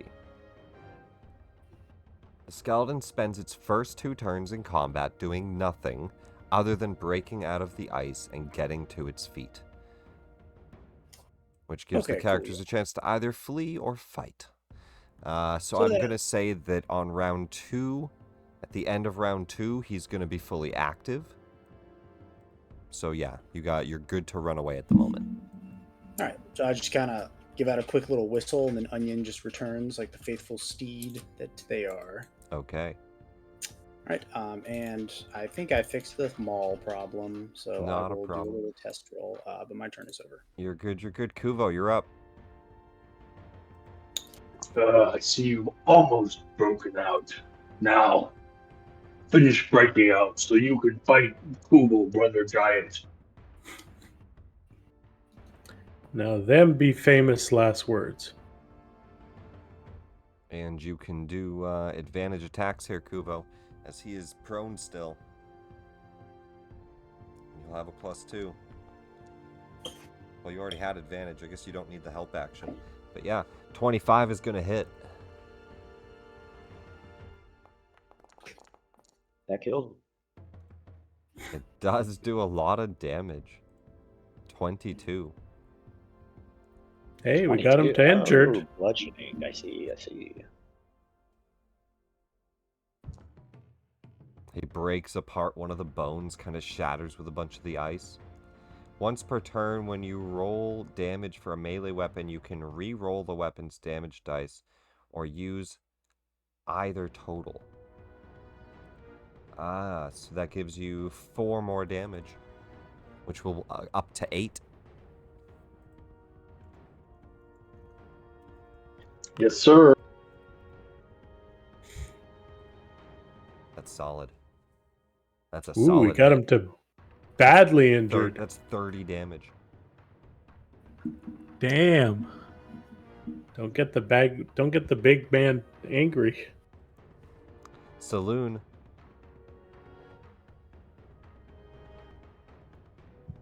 You're chunking away at him. Kuvo breaks apart a big side of his hip and a whole bunch of his bones, but he's still standing, or well, sitting.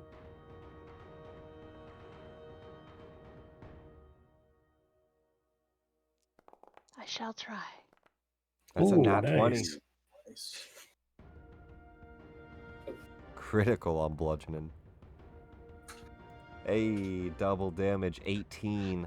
Although I may be weak. And then I go, stay safe! And I run back. Alright, concentration on a shield of faith.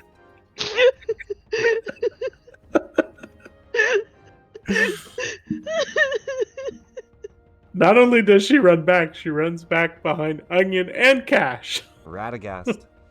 Did the force damage look like it did anything, or is that different from the bludgeoning? Force is not bludgeoning, but that was a mace. Yeah, I figured. I just felt like I should that was a bludgeoning mace. That was a not a not a spell. Yeah. Well, I don't think he's gonna survive to do something, so I'm just gonna firebolt. At disadvantage. He might not survive. He might not. That'd be good. It'd be real bad if you guys just die. Disadvantage takes away your crit. Ugh, it's sad, but that hits. Pew. 7 fire damage. Hey, that put him near death. I'm feeling better about this, so I'm gonna head in. He is now fully standing up and has reactions, but that is his turn. Kyrus. Kyrus is just cheering on the big guy. Like, yes, kill him, kill him! As he fires off another firebolt. Man, 2 rounds is plenty for a party to wallop this guy. I don't know what they were thinking. Well, 19, that'll hit. I mean, it helped a lot that Kuvo had a maul. Yeah, the Yes. bludgeoning helps a lot. That was magical. True. Yeah. And like you said, a lot of people probably also don't realize they should just start hitting this thing as soon as possible. And Well, he takes damage from non-magical just the same, but yeah. And now that he's up, Echo will give the help action to Kuvo, which might actually be helpful this turn. And that'll be my turn. It is sucking up quite a few spells, though. I mean, I'll give it that. Cash. All right, I'm just kind of like bunny hop up onto Onion's little saddle, and then I'm gonna grab one of my arrows and just pray to the Oak Father that this lands. Come on, let's go, let's go. Shoot him right in the heart. 3 damage, let's go. 20 damage. hits. 5 piercing. Let me just double check. Yeah, does it have resistances to piercing? It unfortunately doesn't, although it should. It's a fucking skeleton. It doesn't. Yeah, it really should have resistance to piercing. I don't know why this one. Some do. This one doesn't. Weird. I guess it's big enough. Yeah. Yeah. Did die to arrows. It's a lot of arrows, though. Alright, 5 damage. Yeah, 5 full damage. Well, and then I'm just like, oh, you got this, Kuvo. Good luck, bud. And this is definitely a Kuvo saloon fight. Kuvo. Blessed rage shielded. Your eyes glowing with dark vision. It's impossible to fail. I will finish you off now.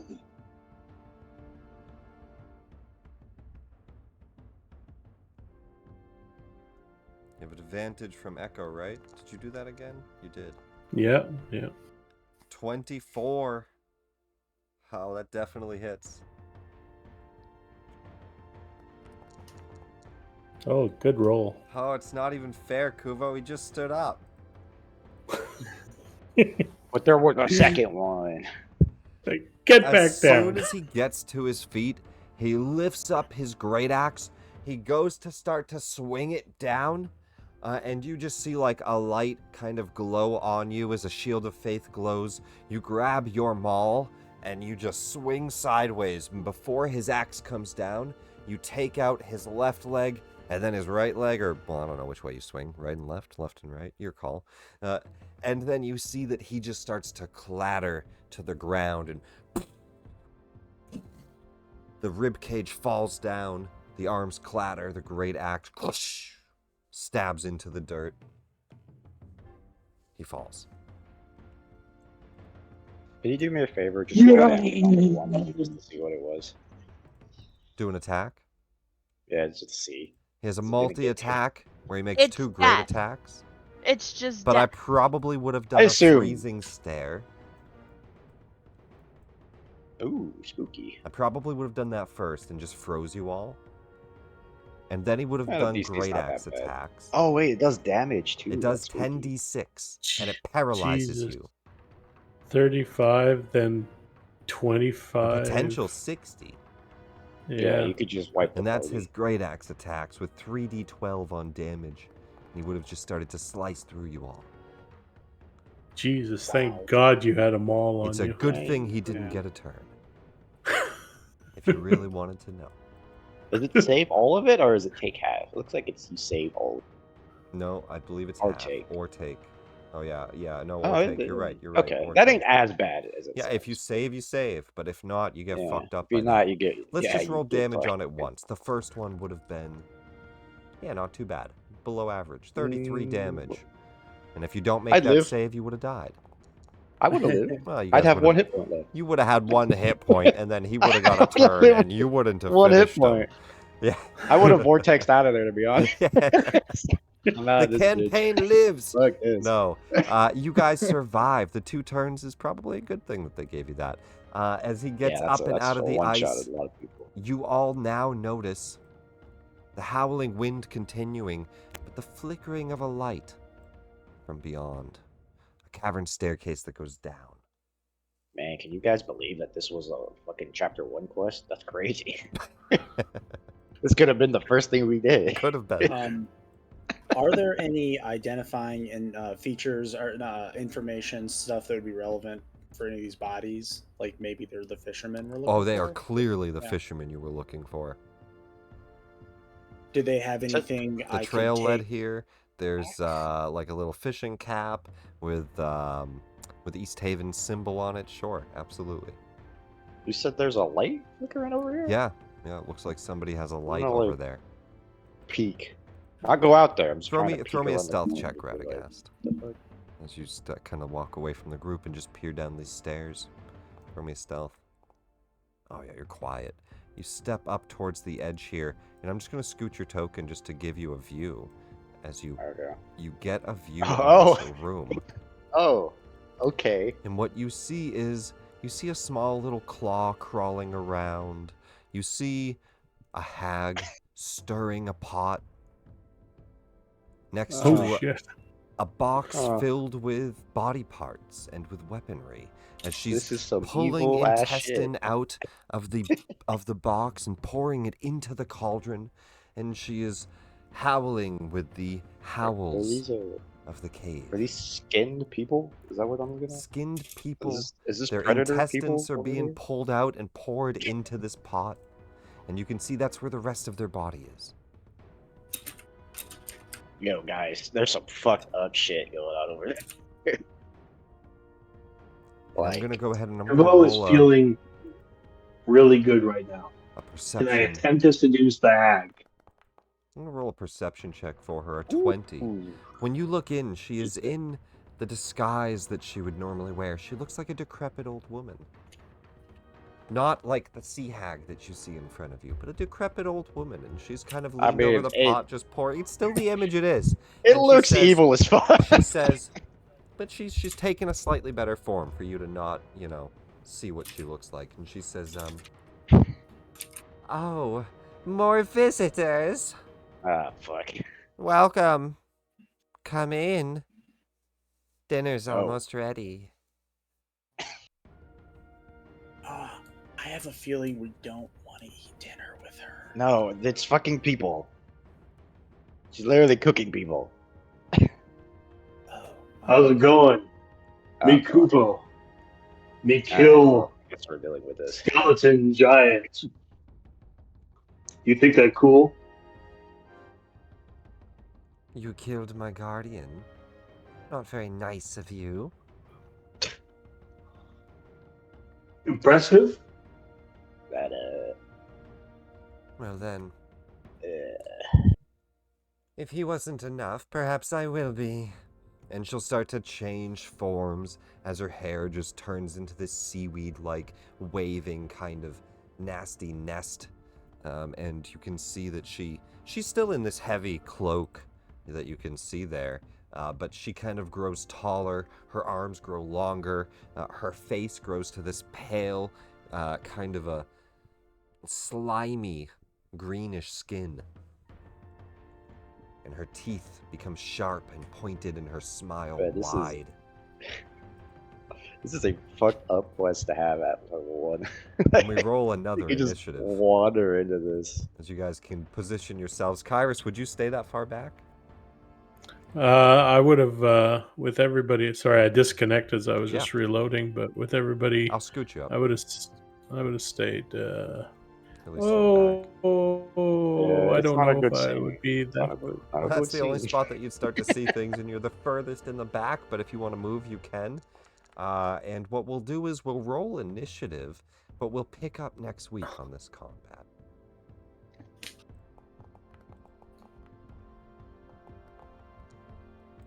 Can you change my initiative to 23? Absolutely not. It's rude to all the rest of the people that wanted to go before you. Because I'm in the. She does. That's all I want. You want to know what? Because I'm in the back, and I would give advantage to somebody I could touch. Radagast will have advantage on his initiative. There you go, Radagast. Then. Well, are you that far back, Kyrus? I'm behind Radagast. Well, then we'll move you up, yeah? Yeah, like to here. Well, that's not behind Radagast. Are you here, or are you way back there? Well, if you're in touch range... Maybe I don't see his token at the right place, because I see his token right here. Oh, he's up here. Oh, okay. Then I'm right behind him. Oh, yeah. Just maybe that's why when you loaded, it wasn't all loaded. He's right here. Yeah, right. And then everybody else is up ahead of him. So you're good. Let me roll it again, so I'm just going to do just a D20 and I'll update you exactly, yeah. And you have a +3. That's right. That's right. All right. That's goddamn right. All right, I got fucking. I cast Disintegrate on here. Update this combatant right here. Give him a 14. I cast Power Word Kill. All right. And win the game. Bad, everybody. That's what we leave off on. Thanks for watching, everybody on Twitch, and we will see you all next week. Actually, will we? What's next week? The 27th? Everybody good? Getting close to it. 27th. Maybe. I don't know. I don't know when I get back. Let me know. Update us. I'll post it. We'll see. Probably see you on the 27th. Maybe not. If not, then we'll see you next time. Either way, everybody else stick around for favorite moments. But stream, we'll see you later. Bye, stream. Bye.